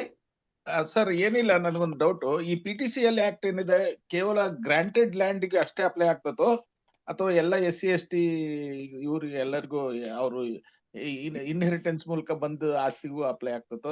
Application only granted land. ಅದು 3 ಆಕ್ಟ್. ಒಂದು ಸರ್ಪ್ಲಸ್ ಲ್ಯಾಂಡ್ ಅಂತ ಡಿಕ್ಲೇರ್ ಮಾಡಿದ್ದು, ಅದು ಸರ್ಪ್ಲಸ್ ಲ್ಯಾಂಡ್ SC ST ಜನರಿಗೆ ಕೊಟ್ರೆ ಲ್ಯಾಂಡ್ ರಿಫಾರ್ಮ್ಸ್ ಆಕ್ಟ್ ಕೆಳಗೆ. ಇದು ಲೇಟೆಸ್ಟ್. ಮುಂಚೆ 1954, 60 ಇದ್ರಲ್ಲಿ ಮೈಸೂರ್ ಲ್ಯಾಂಡ್ ಗ್ರಾಂಟ್ ರೂಲ್ಸ್ ಕೆಳಗಡೆ ಗ್ರಾಂಟ್ ಮಾಡಿದ್ರೆ, ಆನಂತರ ಕರ್ನಾಟಕ ಲ್ಯಾಂಡ್ ಗ್ರಾಂಟ್ ರೂಲ್ಸ್ ಕೆಳಗಡೆ ಗ್ರಾಂಟ್ ಮಾಡಿದ್ರೆ ಅಪ್ಲಿಕೇಬಲ್ ಆಗುತ್ತೆ. Okay sir, thank you. Okay, thank you sir. ಒಂದು ಕ್ವೆಶನ್ ಸರ್. ಸರ್, ಈಗ ಒಂದು ಹೊಲಕ್ಕೆ ಹೋಗುವಾಗ ದಾರಿ ಒಂದು 10 ಫೀಟ್ ದಾರಿ ಇದೆ ಸರ್. ಅದು ಒಂದು ಅರ್ಧ ಕಿಲೋಮೀಟರ್ ಇದೆ ಸರ್. ಈಗ ಲಾಸ್ಟ್ನೇ ಒಂದು ಹೊಲ ಒಂದು ಅರ್ಧ ಕಿಲೋಮೀಟರ್ ಹಿಂದೆ ಇದೆ ಸರ್. ಆ ರೋಡ್ಗೆ ಟಚ್ ಆಗ್ಲಿಕ್ಕೆ ಒಂದ್ ಕಿಲೋಮೀಟರ್, ಅರ್ಧ ಕಿಲೋಮೀಟರ್ ಹೋಗ್ಬೇಕು ಸರ್ ಅವನು. ಈಗ ಈ 2 ಹೊಲ ಕಡೆಯವರು ದಾರಿ ಒಂದು 5 ಫೀಟ್ ಬಿಟ್ರೆ 10 ಫೀಟ್ ಆಗುತ್ತೆ ಸರ್. ಅದರಲ್ಲಿ ಒಂದು 10 ಜನ 5 ಫೀಟ್ ಕೊಡಕ್ಕೆ ರೆಡಿ ಇದಾರೆ ಸರ್. ಒಂದ್ ಸೈಡ್ ಅವರು ಕೊಡಕ್ಕೆ ರೆಡಿ ಇಲ್ಲ. ಇದಕ್ಕೆ ಯಾವ ರೀತಿ ನಾವು ರೆಮಿಡಿ ತಗೋಬೇಕು ಅಂತ ಸರ್? ಮುಂಚೆ ಮ್ಯಾಪ್ ನಲ್ಲಿ ಇದೆನಾ ರೋಡ್? ಸರ್, ಮ್ಯಾಪ್ ಅಲ್ಲಿ ರೋಡು ಇದೆ, ಕಚ್ಚಾ ರೋಡ್ ಅಂತ ಇದೆ ಸರ್ ಅಷ್ಟೇ. ಅದನ್ನ ಯಾವುದೇ ರೀತಿ ಬಿಲ್ಡ್ ಮಾಡಿಲ್ಲ ಸರ್ ಅದು ರೋಡು. ಬೇಡ, ಮತ್ತೆ ಅಷ್ಟ್ರ ಮ್ಯಾಗ ನಿಮ್ಗೆ ಕೋರ್ಟ್ನಾಗ ನ್ಯಾಯ ಸಿಗುತ್ತಲ್ಲ. ಇಲ್ಲ ಸರ್, ಅದು ಈಗ ನಾವು ಎಸಿಗೆ ಒಂದು ಅಪ್ಲಿಕೇಶನ್ ಹಾಕಿ ಈ ಇದರಲ್ಲಿ ನಮಗೆ ಹೋಗಕ್ಕೆ ಸ್ವಲ್ಪ ಹಾದಿ ಇದೆ, ನೀವು ಅದಕ್ಕೆ ಕನ್ಸ್ಟ್ರಕ್ಷನ್ ಮಾಡಿ ಇದು ಕೊಡಬಹುದೇನೋ ಅಂತ. AC ಅವ್ರಿಗಿಂತನೂ ನಿಮ್ ಲೋಕಲ್ MLA ಅವ್ರು ನಿಮ್ಗೆ ಅನುಕೂಲ ಇತ್ತಂದ್ರೆ ಅವ್ರು ಮಾಡಿಸ್ತಾರ. ಅವ್ರ ಫಂಡ್ ಹೆಂಗ ಅನುಕೂಲ ಆಗತ್ತೆ ನಿಮ್ಗೆ? ಯಾಕಂದ್ರೆ ಜಾಗ ಬಿಡೋರು ಲ್ಯಾಂಡ್ ಓನರ್ ಅಲ್ವಾ ಸರ್? ಅಲ್ಲ, ಲ್ಯಾಂಡ್ ಅವ್ರು ಬಿಡೋದು ಅವಶ್ಯಕತೆ ಇಲ್ಲ. ಮ್ಯಾಪ್ ನಲ್ಲಿ ರೋಡ್ ಇದ್ರೆ ಕೊಡಬೇಕು ಅವರು. ಕಚ್ಚಾ ದಾರಿ ಅಂತ ಇದೆ ಸರ್ ಅದು. ಮತ್ತ ದಾರಿ ಆಯ್ತಲ್ಲ, ಅದನ್ನ ಕಚ್ಚಾ ದಾರಿ ಇದ್ದಿದ್ದನ್ನ ಅಕ್ವೈರ್ ಮಾಡ್ಕೊಂಡ್ ಬಿಟ್ಟಿದ್ದಾರೆ ಲ್ಯಾಂಡ್ ಓನರ್. ಅದಕ್ಕೆ ಸಮಸ್ಯೆ ಆಗ್ತದೆ. ತಹಸೀಲ್ದಾರ್ಗೆ ಹಚ್ಚಿ ಅದನ್ನ ಎನ್ಕ್ರೋಚ್ಮೆಂಟ್ ರಿಮೂವ್ ಮಾಡ್ಸಿರಲ್ಲ. ಅದಕ್ಕೆ ತಹಸೀಲ್ದಾರ್ನೇ ಇದ್ ಮಾಡ್ಬೇಕು ಅಂತ ಅದೇ ಕ್ವಶನ್ ಸರ್. ಮಾಡಿ. Yes, okay sir, thank you. So ನಂದು ಕ್ವಶನ್ ಅದೇ ಸೇಮ್ ಸಿಮಿಲಾರಿಟಿ ಅವಾಗ್ಲೇ ಕೇಳಿದ್ದು. ಈಗ ಏನಾಗಿದೆ ಅದೇ ಹೇಳ್ದನಲ್ಲ ಸರ್ ಅವಾಗ್ಲೇ, ಎಲ್ರು ಈ ಬ್ಯಾಕ್ ಸೈಡ್ ಬಿಡೋಕೆ ರೆಡಿ ಇದಾರೆ. ಓನ್ಲಿ 1% ಎಂಟ್ರೆನ್ಸ್ ಅಲ್ಲಿ ಮಾತ್ರ ಇದ್ದಾರೆ object in the road. But ಯಾಕಂದ್ರೆ ಅದು tahsildar only the taluk authority, I think ಅವ್ರನ್ನ ಅಪ್ರೋಚ್ ಮಾಡಿ ನಾವು ಡೈರೆಕ್ಟ್ ಎಸಿಗೆ ಬರುತ್ತೆ. Only tahsildar only particular 30% reach this ಇದನ್ನ ಸರ್. ಇದು ಎಸಿಗೆ ಬರೋಲ್ಲ, ಇದು ಒಂದು ತಹಸೀಲ್ದಾರ್ಗೆ ತಾನೇ ಇದು ಫಸ್ಟ್ ಪ್ರಿಯಾರಿಟಿ. ಹಂಗೇನಿಲ್ರಿ, ನಿಮ್ಗ ಅದು ಲೀಗಲಿ ಈಗ ನಿಮ್ಗ ಅನುಕೂಲ ಆದಂಗ ನೀವು ಎಸಿಗೆ ಹೋಗ್ರಿ, ಇಲ್ದ್ರ ತಹಸೀಲ್ದಾರ್ ಹತ್ರ ಹೋಗ್ರಿ, ಇಲ್ಲಿ ಲೋಕಲ್ MLA ಅವ್ರಿಗೆ. ಅದೇ ತಹಸೀಲ್ದಾರ್ಗೆ ಒಂದು ಅರ್ಜಿ ಕೊಟ್ಬಿಟ್ಟು MLA ಅವ್ರಿಗೆ ಏನೋ ಕನ್ಸಲ್ಟ್ ಮಾಡಿದ್ರೆ ಹೆಲ್ಪ್ ಆಗೋದು. ಅದು ನಿಮ್ ಫೇವರಬಲ್ ಇದ್ರೆ MLA ಅವರು. ಯಾಕಂದ್ರೆ MLA ಅವ್ರು ನಿಮ್ಮ ಅಪೋನೆಂಟ್ ಗೆ ಸಪೋರ್ಟ್ ಮಾಡ್ತಾ ಇದ್ರಂದ್ರೆ ಅದು ಪ್ರಾಬ್ಲಮ್. ಅದು ಸ್ವಲ್ಪ ಅವರು ಸ್ವಲ್ಪ ಇದು ಫೈನಾನ್ಷಿಯಲಿ ವೆರಿ ಸ್ಟ್ರಾಂಗ್ ಇದ್ದಾರೆ. ಅದು ಕಮರ್ಷಿಯಲ್ ಏನೋ ಈ ಸಮಯ ಕನ್ವರ್ಷನ್ ಹಾಕಿದೀನಿ, ಏನೋ ಫ್ಯಾಕ್ಟ್ರಿ ಅದು ಏನೋ ಹೇಳ್ತಾ ಇದ್ದಾನೆ. ಬಟ್ ನಾನು ಓವರಾಲ್ ಆಗಿ ಎಲ್ರು ಹೋಗಿ ಅವ್ರ ಮನೆ ಕೇಳಿದ್ವಿ, ಈ ತರ ಎಲ್ರು ಬಿಡ್ತಾ ಇದಾರೆ 5 ಫೀಟ್ 10 ಫೀಟ್ ಪ್ಲಾನ್ ಮಾಡಿ ಬರ್ಕೊಂಡಿದೀವಿ. ಎಕ್ಸ್ಪೆಕ್ಟ್ ನೀವು ಒಬ್ರು ಈ ತರ ಅಬ್ಜೆಕ್ಟ್ ಮಾಡ್ತಾ ಇದ್ದೀರಾ, ನೀವು ಅಟ್ಲೀಸ್ಟ್ 3 ಫೀಟ್ ಕೊಟ್ಟಿದ್ರಿ ಬಿಡಕ್ಕೆ ಜನ ಹೋಗಕ್ಕೆ, ಅದು ಸಾಕಾಗಲ್ಲ. ಒಂದು ಗಾಡಿ ಅಟ್ಲೀಸ್ಟ್ ಒಂದು ಹೋಗ್ಬೇಕಾಗುತ್ತೆ ಒಳಗಡೆ.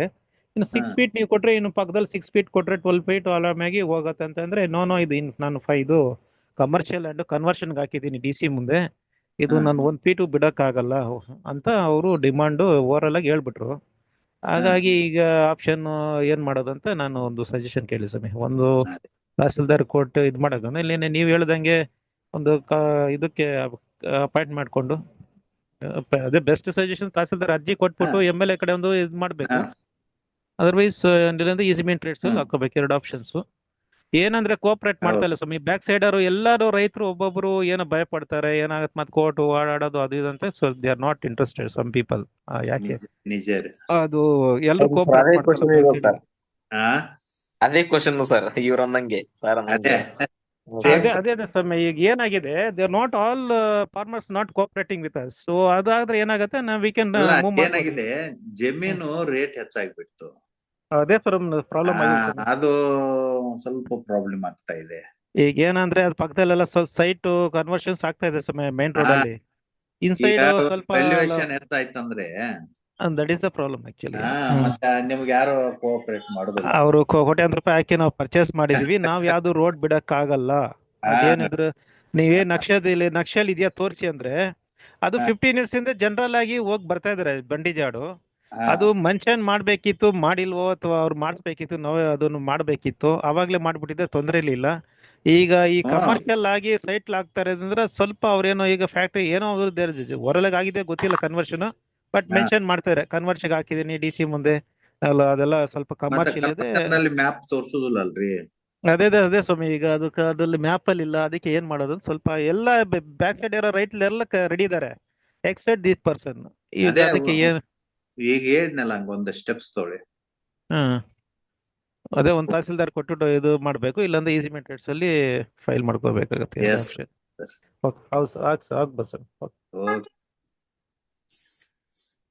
Hello sir. ಹೇಳಿ ಸರ್. ನಮಸ್ಕಾರ, ನಾನು ಶ್ರೀಕಾಂತ್ ಅಂತ ಹೇಳಿ ಬೆಳಗಾಮಿಂದ ಸರ್. ಹೇಳಿ ಸರ್. ಸರ್, ಈಗ ಪಂಚಾಯತ್ ವಿಲೇಜ್ ಪಂಚಾಯತಿಯಲ್ಲಿ ಪ್ರಾಪರ್ಟಿ ಅವ್ರದ್ದು ಎನ್ಸಿಸ್ಟ್ ಅಲ್ಲಿ ಇರುತ್ತೆ ಸರ್. ಹಲೋ. ಆಮೇಲೆ ಅವರು ಗೌರ್ಮೆಂಟ್ ಇಂದ ಬರ್ತಕ್ಕಂತ ಯಾವ್ದೋ ಸ್ಕೀಮ್ ಅಲ್ಲಿ ಈಗ ಇಂದಿರಾ ಆವಾಸ್ ಯೋಜನೆನೋ ಬಸವ ವಸತಿ ಯೋಜನೆ ಅದ್ರಲ್ಲಿ ಮನೆ ತಗೊಂಡ್ರೆ ಅದು PTCL ಆಕ್ಟ್ ಅಲ್ಲಿ ಬರುತ್ತಾ ಹೆಂಗೆ ಸರ್? ಬರೋದಿಲ್ರಿ. Okay sir, okay. ಹ್ಮ್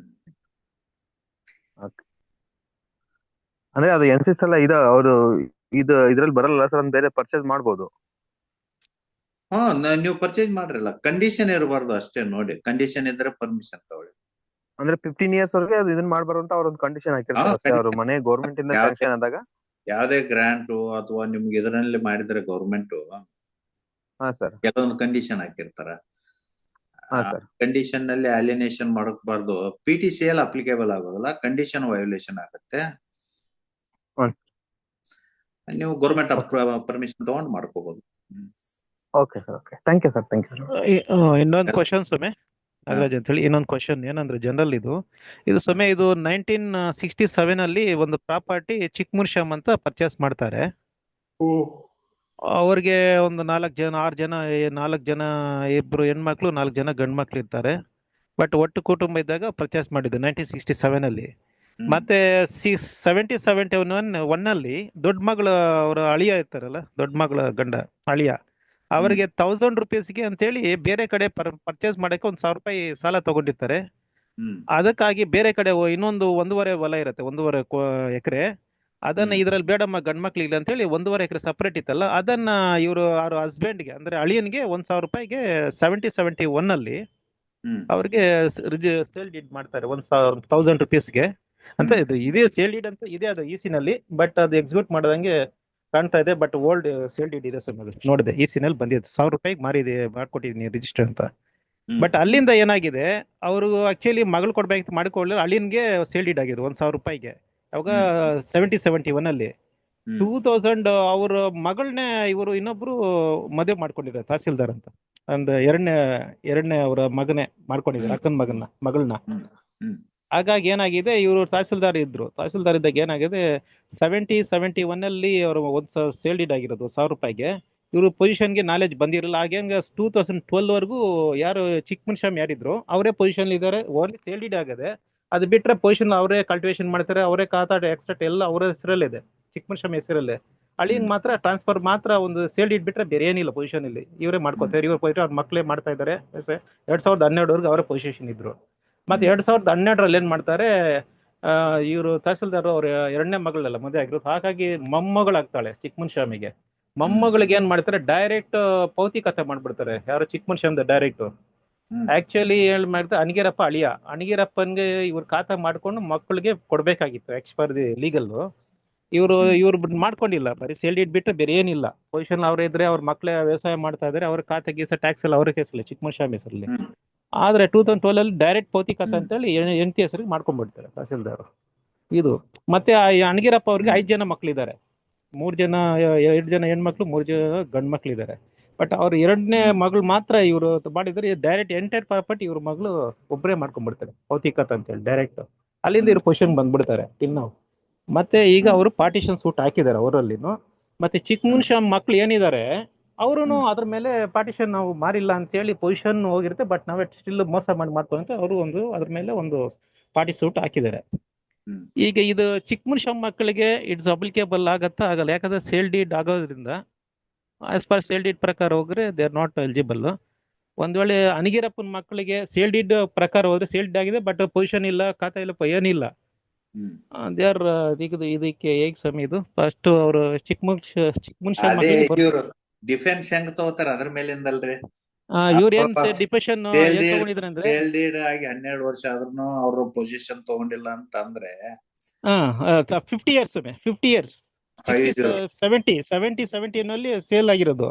2012 ಅಂದ್ರೆ almost 50 years they not taken position, ಅವ್ರ ಖಾತಾ ಏನು ಆಗಿಲ್ಲ, ಬರೀ ಸೇಲ್ ಎಕ್ಸೆಪ್ಟ್ ಅವರು ಡಿಫೆನ್ಸ್ ಹೆಂಗ್ ತಗೋತಾರ ಅದ್ರ ಮೇಲಿಂದ ಇರುತ್ತೆ. ಆಸ್ ಪರ್ ಸೇಲ್ ಡೀಡ್ ಏನಿರುತ್ತೆ, ಸೇಲ್ ಡೀಡ್ ಅವರೇ ಓನರು, ಆದ್ರೆ ಪೊಸಿಷನ್ ನಾವೇ more than 12 years. 50 years not taken any position. ಅಲ್ಲ ಹಂಗಲ್ಲ, ಒಂದ್ ನಿಮಿಷ. ಈಗ ನೀವು ಸೇಲ್ ಡೀಡ್ ಆಗಿದ್ದು ಒಪ್ಕೋತೀರಿ, ಅವ್ರ ಪೊಸಿಷನ್ ಇಲ್ಲ ಅಂತಾನು ಒಪ್ಕೋತೀರಿ. ಹ್ಮ್ ಈಗ ಅವರು ಡಿಫೆನ್ಸ್ ಏನ್ ತಗೋತಾರ, ನಾವು ಅಡ್ವರ್ಸ್ ಪೊಸಿಷನ್ ದಿಂದ ನಾವು ಓನರ್ ಅದೀವಿ ಅಂತಂದ್ರೆ ಹ್ಮ್ ಅದನ್ನ ಮತ್ತೆ ನೀವು ಅವರು ಪಾವತಿ ಇದಕ್ಕ ಹಾಕ್ತಾರ, ಕಂದಾಯ ಕಟ್ಟಿದ್ದು, RTC ಎಕ್ಸ್ಟ್ರಾಕ್ಟ್ಸ್, ಹ್ಮ್ ಎಲೆಕ್ಟ್ರಿಸಿಟಿ ಚಾರ್ಜ್, ಅವು ಏನೇನು ಯಾರು ಡಾಕ್ಯುಮೆಂಟ್. ಅಲ್ಲಲ್ಲ ಸಮಯ ಇವರು ಚಿಕ್ಕ ಮನುಷ್ಯ ಮಕ್ಕಳು ಹ್ಮ್ ಚಿಕ್ಕ ಮನುಷ್ಯ ಹೆಸರಲ್ಲೇ ಇದೆ, ಖಾತಾ ಪಾಣಿ ಎಲ್ಲಾನು 2012 ಮತ್ತೆ 2012 ಅಲ್ಲಿ ಇವರು ಮೊಮ್ಮಗಳಾಗ್ತಾಳೆ ತಹಸೀಲ್ದಾರ್ ಹೆಂಡತಿ, ಅಂದ್ರೆ ಅವರು ಅನಿಗರ ಈಗ ಎರಡನೇ ಮಗಳು. ಎಷ್ಟ್ ಎಕರೆ ಕೊಟ್ರ 1.5 ಎಕರ್, ಅವ್ರಿಗೆ 1.5 ಎಕರ್ ಟೋಟಲ್ ಎಷ್ಟಿದೆ? ಇರೋದೇ 1.5 ಎಕರ್ ಸಮಯ ಟೋಟಲ್. ಅಲ್ಲಲ್ಲ ಅದು ಈ ಬೇರೆ ಪ್ರಾಪರ್ಟಿ ತಗೊಳಕ್ಕೆ ಇವ್ರ ಹತ್ರ 2,000 ಸಾಲ ತಗೊಂಡಿರ್ತಾರ. ಯಾರ ಹತ್ರ? ದೊಡ್ಡ ಮಗಳ ಹತ್ರ, ಮಗ ಯಾರ ಚಿಕ್ಕ ಮನುಷ್ಯ ಮಗಳ ಹತ್ರ ಸಾಲ ಅಲ್ಲ, ಈ ತಗೊಂಡಿರ್ತಾರೆ. ಕೇಸ್ ಪೆಂಡಿಂಗ್ ಇದೆ. ಈಗ ಇದು ಇಶ್ಯೂಸ್ ಇದೆ ಸಮಯ, ಇಶ್ಯೂಸ್ ಇದೆ. ಇವರ ಚಿಕ್ಕ ಮನುಷ್ಯ ಮಕ್ಳು ಹಾಕಿರೋದು ಇಶ್ಯೂಸ್ ಇದೆ. ಅಲ್ಲ, ಪ್ಲೀಡಿಂಗ್ಸ್ ನೋಡ್ಬೇಕು ಏನಾಗುತ್ತೆ ಪ್ರಾಬ್ಲಮ್. ಅಲ್ಲಲ್ಲ ಸಮಯ 2 ಕೇಸ್ ಇದೆ ಅಲ್ಲಿ. ಚಿಕ್ಕ ಮನುಷ್ಯ ಮಕ್ಳು ಹಾಕಿರೋದು ಏನಂತಂದ್ರೆ, ನಾವು ಸೇಲ್ ಎಲ್ಲ ನಾವು ಒಟ್ಟು ಕುಟುಂಬ ಮಾರಿದಾಗ ಅವ್ರು ಬೈ ಮಿಸ್ಟೇಕ್ ಇವ್ರಿಗೆ ಮಾಡಿದ್ದಾರೆ, ಅದು ಸೇಲ್ ಮಾಡಿಲ್ಲ ಅಂತ ಹೇಳಿ ನಾವೇ ಪೊಸಿಷನ್ ಇದ್ದಾಗ ನಮ್ಗೆ ಅವರು ಮಾಡಕ ಈ ತರ ಮಾಡ್ಕೊಂಡಿದ್ದಾರೆ. ಮೊಮ್ಮಗಳಿಗೆ ಯಾವ್ದೇ ರೈಟ್ಸ್ ಇಲ್ಲ, ನಾವು ಮಕ್ಳಿದ ನಮ್ಗೆ 4 ಜನಕ್ಕೂ ರೈಟ್ಸ್ ಅಂತ ಹೇಳಿ ಅವ್ರು ಪಾರ್ಟಿಷನ್ ಆಗಿಲ್ಲ ಅಂತ ಹೇಳಿ ಆ ಗ್ರೌಂಡ್ ಮೇಲೆ ಹಾಕಿದ್ದಾರೆ ಚಿಕ್ಕ ಮನುಷ್ಯ ಮಕ್ಳು. ಮತ್ತೆ ಅಗೇನು ಅನ್ಗೀರಪ್ಪ ಅಳಿಯ, ಅನ್ಗೀರಪ್ಪನ ಮಕ್ಳಿಗೂ 5 ಜನ ಇದ್ದಾಗ 2ನೇ ಮಗಳು ಟೋಟಲ್ ಪ್ರಾಪರ್ಟಿ ಮಾಡ್ಕೊಂಡ್ಬಿಟ್ಟಿದ್ದಾರೆ ಪೌತಿಕತೆ ಅಂತ. ಒಂದ್ ವೇಳೆ ಕನ್ಸೆಂಟ್ ಅವರು ಪೌತಿಕತೆ ಇದು ಅನ್ಗಿರಪ್ಪ ಮಾಡ್ಕೊಂಡು ಖಾತೆ ಮಾಡ್ಕೊಂಡು ಮತ್ತೆ ಅವ್ರ ಮಕ್ಕಳಿಗೆ ಏನಾನ ಗಿಫ್ಟ್ ಇಡು ಅಥವಾ ವಿಲ್ ಮಾಡ್ಬೇಕು. ಇವ್ರ ಕೇಸ್ ಏನಂತೆ? ಅವರು ಪಾರ್ಟಿಷನ್ ಹಾಕೊಂಡಿದ್ರೆ, ಇವರು ಪಾರ್ಟಿಷನ್ 2 ಹಾಕೊಂಡಿದ್ದಾರೆ. ಈಗ ಏನಂದ್ರೆ ಅಳಿಯನ್ನು ಮಕ್ಕಳು ಪಾರ್ಟಿಷನ್ ಹಾಕೊಂಡಿದ್ದಾರೆ, ಚಿಕ್ಕ ಮನುಷ್ಯ ಮಕ್ಕಳು ಪಾರ್ಟಿಷನ್, 2 ಕೇಸು ಬಿದ್ದಿದೆ ಅದ್ರ ಮೇಲೆ. ಒಂದು ಇಶ್ಯೂಸ್ಗಿದೆ, ಒಂದು ಸಮನ್ಸ್ ಅಲ್ಲಿದೆ ಸ್ಟೇಜ್. ಇಶ್ಯೂಸ್ ಆದ ನಂತರ ನಂಗೆ ಹೇಳಿ, ನೋಡೋಣ ಏನಾಗುತ್ತೆ ಹೇಳ್ತೀನಿ. ನಾನ್ ಡಿಫೆನ್ಸ್ ಇವ್ರದ್ದು ಏನಾಗ್ಬೋದು ಅಂತ ಇದು ಕಂಡೀಷನ್. ಇಶ್ಯೂಸ್ ಆಗಲಿ, ಯಾರ್ಯಾರ ಮೇಲೆ ಬರ್ಡನ್ ಬರುತ್ತೆ ಅನ್ನೋದು ದಟ್ ಇಸ್ ವೆರಿ ಇಂಪಾರ್ಟೆಂಟ್. ಯಾಕಂದ್ರೆ ಇನ್ನೊಂದು ಚಿಕ್ಕ ಮನುಷ್ಯ ಮದು ಹೆಬ್ಬೆಟ್ ಅಂತ ಹೇಳಿದೆ, ಅದು ತೋರ್ಸತ್ತೆ ಹಳೆ ಸೇಲ್ಡ್ ಅಲ್ಲಿ. ಅವ್ರ ವಿಟ್ನೆಸ್ ಇಬ್ರು ಹಾಕಿದ್ರೆ, ಅದ್ ಬಿಟ್ರೆ ಏನಿಲ್ಲ. ಅವರು ಅವಾಗ ಏನೋ ಸ್ವಲ್ಪ ಡಿಸಿಷನ್ ಆದ ಟೈಮಲ್ಲಿ ಬರೀ ಒಂದು ಕಾಪಿ ಕೊಡ್ತಾರೆ ಸೇಲ್ ಡೀಡ್ ಅಂತ ಹೇಳಿ. ಕೋರ್ಟ್ ಮುಳಬಾಗ್ಲು ಸಮಯ, ಕೋಲಾರ ಡಿಸ್ಟಿಕ್ ನೋಡೋಣ. ಮುಳಬಾಗ್ಲು. ಅದೇ ಅದ್ರಲ್ಲಿ ಏನಾಗಿದೆ, ಅವರು ಡಬ್ಲ್ಯೂ ಸ್ಟೇಟ್ಮೆಂಟ್ ಆವಾಗ ಡಿಫೆನ್ಸ್ ಏನ್ ಹೇಳ್ತಾರೆ, ನಾವೇ ಪೊಸಿಷನ್ ಅಲ್ಲಿ ಇದ್ದು ಆವಾಗ್ಲೇ ಸೇಲ್ ಡೀಡ್ ಆಗಿದೆ, ಅದರಿಂದ ಈ ಪೌತಿಕತೆ ಮಾಡ್ಕೊಂಡಿದೆ ಅಂತ. ಈಗ ಮೊಮ್ಮಗಳಿಗೆ ಪೌತಿಕ ಡೈರೆಕ್ಟ್ ಆಗಿ ಒಂದ್ ವೇಳೆ ಇವ್ ಅನ್ಗಿರಪ್ಪ ತಗೊಂಡಿದ್ರೆ ಅವ್ರು ಖಾತಾ ಮಾಡ್ಬೇಕು, ಚಿಕ್ಕ ಮನುಷ್ಯ ಖಾತಾ ಮಾಡ್ಕೊಂಡು ಅವ್ರ ಪೊಸಿಷನ್. ರೆವೆನ್ಯೂ ಡಾಕ್ಯುಮೆಂಟ್ಸ್ ಎಲ್ಲ they are not a title deeds. ನನ್ಗನ್ಸತ್ತೆ because S N tahsildar revenue is knows very well. ಹಾಗಾಗಿ ಕಾರಣಕ್ಕೆ ಅಂಡರ್ಸ್ಟ್ಯಾಂಡಿಂಗ್ ಮೇಲೆ ಮತ್ತೆ ಫೈಲು ನಾನು ಇದ್ರಲ್ಲೂ ಹಾಕಿದೆ ಸರ್, ಅರ್ಜಿ ಹಾಕಿದೆ. ಅದು ಏನ್ ನೀವು ಖಾತಾ ಮಾಡ್ಕೊಂಡಿದ್ರಲ್ಲ, ಏನೇನು ಒಂದ್ ರಿಕ್ಷಾ ಆಗಿ ಸೇಲ್ ಇಲ್ಲ ಹಾಕಿದ್ರ ಕೊಡಿ ಅಂದ್ರೆ ಆ ಫೈಲೇ ಸಿಗ್ತಾ ಇಲ್ಲ. ತಹಸೀಲ್ದಾರ್ ಕೇಳ್ದೆ, ನಾನು ಅವಾಗ ಇರ್ಲಿಲ್ಲ ಆ ಟೈಮಲ್ಲಿ. ನಾವು ಡಿಸ್ಕಸ್ ಮಾಡೋಣ. ಅವಾಗ ಎವಿಡೆನ್ಸ್ ಪೋಸ್ಟ್ ಆಗುತ್ತೆ, ಎವಿಡೆನ್ಸ್ ಅಲ್ಲಿ ಏನಾಗುತ್ತೆ, ಏನ್ ಕಂಟೆಷನ್ ತಗೊಂತಾರೆ ಡಿಫೆನ್ಸ್ ನೋಡ್ಬೇಕು ಸರ್. ಅದಕ್ಕೆ ಇವರು ಸ್ವಲ್ಪ ಗೊಂದಲದಿದ್ದಾರೆ, ಯಾರು ಚಿಕ್ಕ ಮನುಷ್ಯ ಮಕ್ಕಳು. ಏನಪ್ಪಾ ನಾವು ಈಗ ಹಿಂಗಿದೆ ಪೊಸಿಷನ್, ಈ ಕಾಂಪ್ರಮೈಸ್ಗೆ 2 ಸಲ ಟ್ರೈ ಮಾಡಿದ್ರು. ಅವರೇ ಡಿಫೆನ್ಸ್ ಯಾರು ಡಿಫೆಂಡೆಂಟ್ ಇದ್ರೆ ಕಾಂಪ್ರಮೈಸ್ ಟ್ರೈ ಮಾಡಿದ್ರು. ಬಟ್ ಅವ್ರ ಡಿಮ್ಯಾಂಡ್ ಜಾಸ್ತಿ ಇದೆ. ನಮಗೆ 1.5 ಎಕರೆ ಇದೆಯಲ್ಲ, 1.25 ಎಕರೆ ಕೊಡಿ, 20 ಗುಂಟೆ ಮಾತ್ರ ಕೊಡ್ತೀನಿ ಪ್ಲೇಂಟಿವ್ಸ್ಗೆ ಅಂತ ಹೇಳ್ತಾ ಇದಾರೆ. ಅದು they are not accepted this, ಇದು ಕಾಂಪ್ರಮೈಸ್ ಮಾಡ್ತಾ ಇಲ್ಲ. So finally will do that, ಏನಾಗತ್ತೆ ನೋಡೋಣ ಅಂತ. ಬಟ್ ಅದು ಅದಕ್ಕೆ ಹೌದು ಸಮಯ ಆಗ್ಬೋದು. Thank you sir. ಕೊನೆಯದಾಗಿ ಕೇಳಿ ಸರ್, ಈಗ ನಮ್ ಕರ್ನಾಟಕ ಇದರಲ್ಲಿ land reforms and resettlement act under ಅಡಿಯಲ್ಲಿ ಈಗ ಕೆಲವರು ಕಬ್ಜದಲ್ಲಿ ಇದಾರೆ ಸರ್. ಕಬ್ಜದಲ್ಲಿ ಇರೋರು ಅವರು ಬೇರೆಯವರಿಂದ ಹಕ್ಕು ಬದಲಾವಣೆ ಪತ್ರ ಏನೋ ಮಾಡ್ಕೊಂಡಿದ್ದಾರೆ ಸರ್. ಅದು ಮೋರ್ ದೆನ್ 15 ಇಯರ್ಸ್ ಆಗಿದೆ ಸರ್. ಈಗ ಕಬ್ಜದಲ್ಲಿರೋರು ಬೇರೆ ವ್ಯಕ್ತಿ, ಅದು SC ST ದವರಿಗೆ ಕೊಟ್ಟಂತಹ ಲ್ಯಾಂಡ್ ಸರ್. ಅದು ಈಗ 15 ವರ್ಷದಿಂದ ಬೇರೆ ವ್ಯಕ್ತಿಯಲ್ಲಿ ಸಾಗುವಳಿ ಮಾಡಿ ಉಪಜೀವನ ನಡೆಸ್ತಾ ಇದ್ದಾರೆ ಸರ್. ಅವರು ಈಗ ಸಿವಿಲ್ ಸೂಟ್ ಅಲ್ಲಿ ನಾವು 15 ವರ್ಷದಿಂದ ಇಲ್ಲಿ land depend on this land ಅವರು ಬದುಕ್ತಾ ಇದೀವಿ ಅಂತ ಕೇಸ್ ಏನಾದ್ರು ಹಾಕೊಂಡು ನಾವು ಇದು ತಗೋಬಹುದಾ ಸರ್? ನಿಮ್ಗೆ ಏನ್ ರೈಟ್ಸ್ ಇದೆ? ಸರ್ ನಾವು 15 ವರ್ಷದಿಂದ ಅದೇ ಭೂಮಿ ಅಲ್ಲ ಮೇಲೆ ಉಳುಮೆ ಮಾಡ್ಕೊಂಡು. ಅದೇ ಅದೇ ನೀವು ಹಲೋ ಸರ್. ಏನಂತ ಕ್ಲೇಮ್ ಮಾಡ್ತೀರಿ ಅಂತ? ಸರ್ ನಮ್ ಅದೇ ಕ್ಲೇಮ್ ಏನು ನಿಮ್ಗೆ ಏನ್ ರೈಟ್? Hello sir? ಹಾ ಸರ್, ಹೇಳಿ ಸರ್. ಈಗ ನೀವು ಏನಂತ ಕೇಸ್ ಹಾಕವ್ರ? ಸರ್ ಈಗ ನಮ್ಗೆ ಖರೀದಿ ಪತ್ರ ಕೊಟ್ಟಿದ್ದಾರೆ 500 ರೂಪಾಯಿಗೆ. ಏನಂತ? ನೀವು ಖರೀದಿದಾರ? ಹ್ಞೂ ಸರ್, ಖರೀದಿದಾರರು. ಹ್ಮ್ 500 ರೂಪಾಯಿಗೆ ಬಾಂಡ್ ಬರ್ಸ್ಕೊಟ್ಟಿದ್ದಾರೆ ನಮ್ಗೆ. ಅಲ್ಲ 500 ಸೇಲ್ ಡೀಡ್ ಆಗಿದೆಯೋ ಅಥವಾ ಬರೇ ಖರೀದಿ ಪತ್ರ ಆಗಿದೆ? ಖರೀದಿ ಪತ್ರ ಸರ್, ಖರೀದಿ ಪತ್ರ ಓನ್ಲಿ. ಮತ್ತೆ ಹಂಗ್ ಮಾಡಕ್ ಬರೋದಿಲ್ಲಲ್ಲ. ಲ್ಯಾಂಡೆಡ್ ಇಮ್ಮೂವಬಲ್ ಪ್ರಾಪರ್ಟಿ ಇದ್ರೆ ಹಾ ಸಬ್ ರಿಜಿಸ್ಟರ್ ಮುಂದೆ ರಿಜಿಸ್ಟ್ರೇಷನ್ ಆಗ್ಬೇಕು. ಸರ್ ಅದು 15 ವರ್ಷದಿಂದ ಇವರು ಅಲ್ಲಿ ಆ ಪ್ರಾಪರ್ಟಿಯಲ್ಲಿ ಉಳುಮೆ ಮಾಡ್ಕೊಂಡಿದ್ದಾರೆ. ಅದಕ್ಕಿಂತ ಹಿಂದೆ ಯಾವ್ದು 500 ರೂಪಾಯಿಗೆ ಬರ್ಸ್ಕೊಂಡಿದ್ದು ಇವರು ಊರ್ ಮನೆಯಲ್ಲಿ ಬರ್ಸ್ಕೊತಾರಲ್ಲ ಸರ್, ಹಂಗೆ ಬರ್ಸ್ಕೊಂಡಿದ್ದದು ಖರೀದಿ ಅಂತ. ಹಾ ಆಯ್ತು, ಬರುತ್ತಲ್ಲ, ಕೇಸ್ ಹಾಕೊಡ್ರಿ. ನೀವು ಅಡ್ವಾನ್ಸ್ ಪೊಸಿಷನ್ ದಿಂದ ಓನರ್ ಆಗ್ತೀರಿ, ಖರೀದಿ ಪತ್ರದಿಂದ ಓನರ್ ಆಗ್ತೀರಿ. ಆದ್ರೆ ಒಂದು ಅಡ್ವಾನ್ಸ್ ಪೊಸಿಷನ್ ಕ್ಲೇಮ್ ಮಾಡೋದಾದ್ರೆ ನೀವೇ ಓನರ್ ಅಂತ ಕೇಳಬಾರ್ದು. ಮತ್ತೆ ಇಲ್ಲ ನಾನು ಅಡ್ವಾನ್ಸ್ ಪೊಸಿಷನ್ ದಿಂದೇ ಓನರ್ ಇದೇನೆ ಅಂತ ಕೇಳಬೇಕು. ಅದೇ ಹೆಂಗ್ ಸರ್? ಅಲ್ಲ, ಈಗ ಖರೀದಿ ಪತ್ರ ಬರ್ಸ್ಕೊಂಡಿದ್ದೀರಿ 500 ರೂಪೀಸ್. ಹಾ ಬರ್ಸ್ಕೊಂಡಿದ್ವಿ ಸರ್. ಇದು ಲೀಗಲಿ ಆಗಲ್ಲ. ಯಾಕಂದ್ರೆ ಇಮ್ಮೂವಬಲ್ ಪ್ರಾಪರ್ಟಿ ಇದ್ರೆ ಕಂಪಲ್ಸರಿ ರಿಜಿಸ್ಟ್ರೇಷನ್ ಬೇಕು.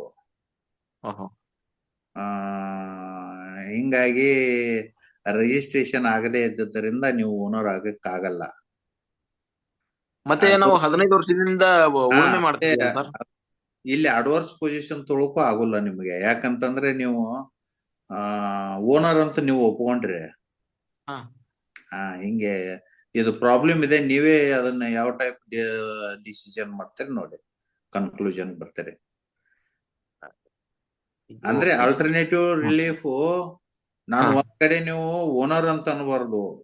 ಒಂದ್ ಕಡೆ ಓನರ್, ಇನ್ನೊಂದ್ ಕಡೆ ನಾನು ಅಡ್ವಾನ್ಸ್ ಪೊಸಿಷನ್ ದಿಂದ ಓನರ್ ಆಗ್ತೇನೆ ಅಂತಂದ್ರೆ ನಿಮ್ಮ ಎರಡೂ ಪ್ರೂವ್ ಆಗಲ್ಲ. ಹಿಂಗಾಗಿಬಿಡ್ತಾವ. ಲೀಗಲ್ ರೆಮಿಡಿ ನಾವು ಯಾವ ತರ ಕ್ಲೈಮ್ ಮಾಡ್ಬೇಕು ಸರ್? ಅದೇ ನೀವೇ ಡಿಸಿಷನ್ ಮಾಡ್ರಿ. ಎರಡೂ ಒಪಿನಿಯನ್ ಇದೆ. ನೀವು ಒಂದು ಇದು 500 ರೂಪೀಸ್ ನಲ್ಲಿ ನೀವು ಪರ್ಚೇಸ್ ಮಾಡಿದ್ರೆ ಇಮ್ಮೂವಬಲ್ ಪ್ರಾಪರ್ಟಿ, ಅದು ರಿಜಿಸ್ಟ್ರೇಷನ್ ಕಂಪಲ್ಸರಿ ಇದೆ. ಹೌದು. ಇದು ಹಿಂಗಾಗಿ ಇಲ್ಲಿ ನೀವು ಓನರ್ ಆಗಕ್ಕೆ ಸ್ವಲ್ಪ ಪ್ರಾಬ್ಲಮ್ ಆಗತ್ತೆ. ಇದನ್ನ ಬಿಟ್ಟು ನಾನು ಅಡ್ವಾನ್ಸ್ ಪೊಸಿಷನ್ ಕ್ಲೇಮ್ ಮಾಡ್ತೇನೆ ಅಂದ್ರೆ ಈ ಡಾಕ್ಯುಮೆಂಟ್ಸ್ ತೋರಿಸಬಾರ್ದು. ಮತ್ತೆ ಕಂಟಿನ್ಯೂಸ್ ಆಗಿ ನಾನು ಮೋರ್ ದನ್ 12 ಇಯರ್ಸ್ ನಾನೇನ್ ಪೊಸಿಷನ್ ನಲ್ಲಿ ಪೀಸ್ಫುಲಿ ಪೊಸಿಷನ್ ಇದ್ದೇನೆ, ಅನ್ಇಂಟರಪ್ಟಬಲಿ. ನಾನು owner by way of advance position ಅಂತ ಕ್ಲೇಮ್ ಮಾಡ್ಬೇಕು. ಇವ್ ಎರಡೂ ರಿಸ್ಕ್ ಇದಾವ. ನೀವೇ ಯಾವ್ದೊಂದು ಡಿಸಿಷನ್ ತಗೋತೀರಿ ತಗೊಳ್ಳಿ. ಬೆಸ್ಟ್ ಅಂದ್ರೆ ಸೆಟಲ್ಮೆಂಟ್ ಹೋಗೋದು ಒಳ್ಳೇದು ಸ್ವಾಮಿ. ಬಹಳ ಬೆಸ್ಟ್ ಕಾಂಪ್ರಮೈಸ್. ಯಾಕಂದ್ರೆ ನೀವ್ ಹೇಳೋದು ಈಗ ಒಂದು ಕರೆಕ್ಟ್ ಸ್ವಾಮಿ. ವಿತೌಟ್ ರಿಜಿಸ್ಟ್ರೇಷನ್ ಯಾರು ಕ್ರಿಯೇಟ್ ಮಾಡ್ಕೊಂಡ್ ಬರ್ಬೋದು. That document I am the owner ಅಂದ್ರೆ ಹೆಂಗ್ ಪ್ರೂವ್ ಮಾಡ್ತೀರಾ? Without registration anybody can create that documents. ಒಂದು ನೀವು ಅಡ್ವಾನ್ಸ್ ಪೊಸಿಷನ್ ಅಂದ್ರೆ ನೀವೇ ಪ್ರಾಬ್ಲಮ್ ಕ್ರಿಯೇಟ್ ಮಾಡ್ದಂಗ ಆಯ್ತಲ್ಲ. ಅಡ್ವಾನ್ಸ್ ಇದೀವಿ ಅಂತ ಪ್ರೂವ್ ಇದೆ ಸರ್. ಹೆಂಗೆ ಅಂತಂದ್ರೆ ಈಗ ಸುತ್ತಮುತ್ತ ಲ್ಯಾಂಡ್ ಇರುತ್ತಲ್ಲ ಸರ್, ಅದನ್ನ ಏನಾದ್ರು ಲ್ಯಾಂಡ್ ಅಳಿಯಕ್ಕೆ ಬಂದಾಗ ನಾವು ಈ ಹೊಲದ ಮಾಲೀಕರಂತೆ ನಮ್ ಸಿಗ್ನೇಚರ್ ತಗೊಂಡ್ ಹೋಗಿದಾರೆ ಸರ್, ರೆವಿನ್ಯೂ ಇನ್ಸ್ಪೆಕ್ಟರ್ ಅಥಾರಿಟೀಸ್ ಕಡೆಯಿಂದ. ಅದು ರೆಕಾರ್ಡ್ಸ್ ಎಲ್ಲ ಇದೆ. ಮತ್ತೆ ನಾವು 15 ವರ್ಷದಿಂದ ಆ ಲ್ಯಾಂಡ್ ಅಲ್ಲಿ ಉಳುಮೆ ಮಾಡ್ತಿದ್ದೀವಿ ಅಂತ ಎಕ್ಸಿಕ್ಯೂಟ್ ಮಾಡಿದಾರ. ಅವರು ಪ್ರೆಸೆಂಟ್ ಇದಾರ?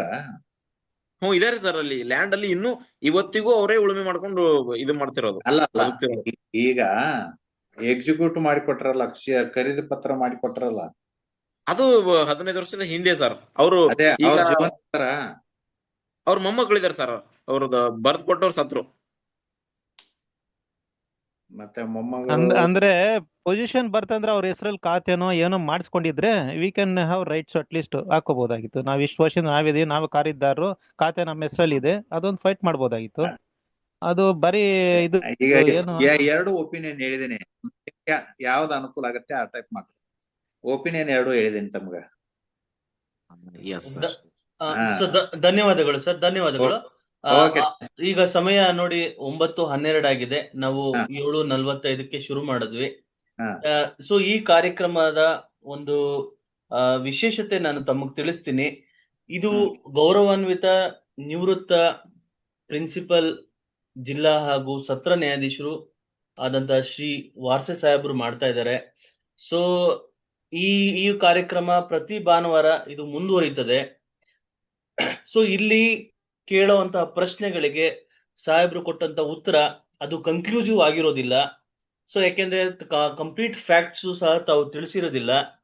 ಸೊ ಡಾಕ್ಯುಮೆಂಟ್ಸ್ಗಳು ನಾವು ಅದನ್ನು ನೋಡಿರೋದಿಲ್ಲ. ಸೊ ಹಾಗಾಗಿ ಇದನ್ನ ಎಕ್ಸ್ಪರ್ಟ್ ಒಪಿನಿಯನ್ ಅಂತ ತಗೋಬಾರದು ತಾವು.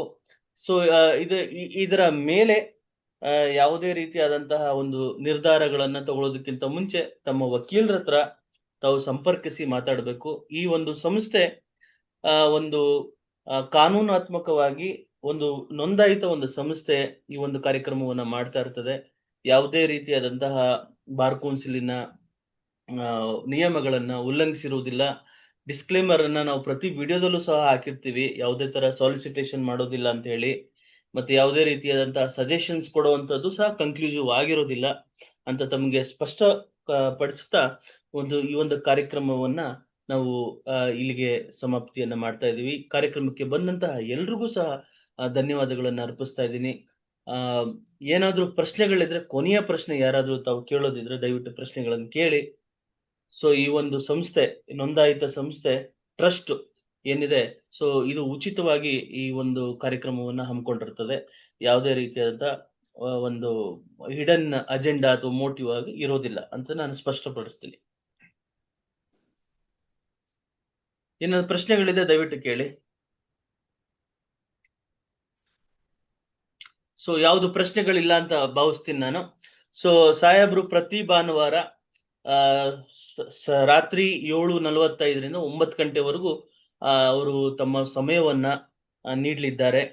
ಸೊ ಪ್ರತಿ ಭಾನುವಾರ ನಾವು ಒಂದೊಂದು ವಿಷಯವನ್ನ ತಗೊಂಡು ಸಾಹೇಬ್ರು ಉಪನ್ಯಾಸವನ್ನ ಕೊಡ್ತಾರೆ. ಅದರ ಮೇಲೆ ಚರ್ಚೆಯನ್ನ ನಾವು ಮಾಡ್ತೀವಿ. ಸೊ ಅದರಲ್ಲಿ ತಾವು ಬಂದು ಏನಾದ್ರೂ ಕಾನೂನಿನ ತೊಡಕುಗಳ ಬಗ್ಗೆ, ಸಮಸ್ಯೆಗಳ ಬಗ್ಗೆ ಚರ್ಚಿಸಬಹುದು ಅಂತ ನಾನು ತಿಳಿಸ್ಕೊಡ್ತಾ ಇದ್ದೇನೆ. ಧನ್ಯವಾದಗಳು ಎಲ್ರಿಗೂ. ಧನ್ಯವಾದಗಳು ಸ್ವಾಮಿ. ಸ್ಪೆಷಲಿ ಪುರುಷೋತ್ತಮ್ ಸರ್ಗೆ ತುಂಬಾ ಥ್ಯಾಂಕ್ಸ್. ಯಾಕಂದ್ರೆ ಇಂತ ಕಾರ್ಯಕ್ರಮ ಒಳ್ಳೆ ಕಾರ್ಯಕ್ರಮ ಬರ್ತದೆ, ತುಂಬಾ ಜನಕ್ಕೆ ಅನುಕೂಲ ಆಗ್ತಾ ಇದೆ. Special thanks to Purushottam sir and ಸ್ವಾಮಿ. ನಿಮ್ಗೆ ಧನ್ಯವಾದಗಳು ಸ್ವಾಮಿ. ಎಲ್ಲರಿಗೂ ಧನ್ಯವಾದಗಳು. ನಾಳೆ ಗಣತಂತ್ರ ದಿನಾಚರಣೆ ಇದೆ. ಸೊ ಈ ನಿಟ್ಟಿನಲ್ಲಿ ಎಲ್ರಿಗೂ ಸಹ ಗಣರಾಜ್ಯೋತ್ಸವದ ಹಬ್ಬದ ಆರ್ಥಿಕ ಶುಭಾಶಯಗಳನ್ನು ತಿಳಿಸ್ತಾ ಇದ್ದೀವಿ ಸರ್. ಗಣರಾಜ್ಯೋತ್ಸವದ ಶುಭಾಶಯಗಳು ಎಲ್ಲರಿಗೂ. ಗಣರಾಜ್ಯೋತ್ಸವದ ಶುಭಾಶಯಗಳು. Thank you sir. Jai Hind sir. Jai Hind sir. Jai Hind.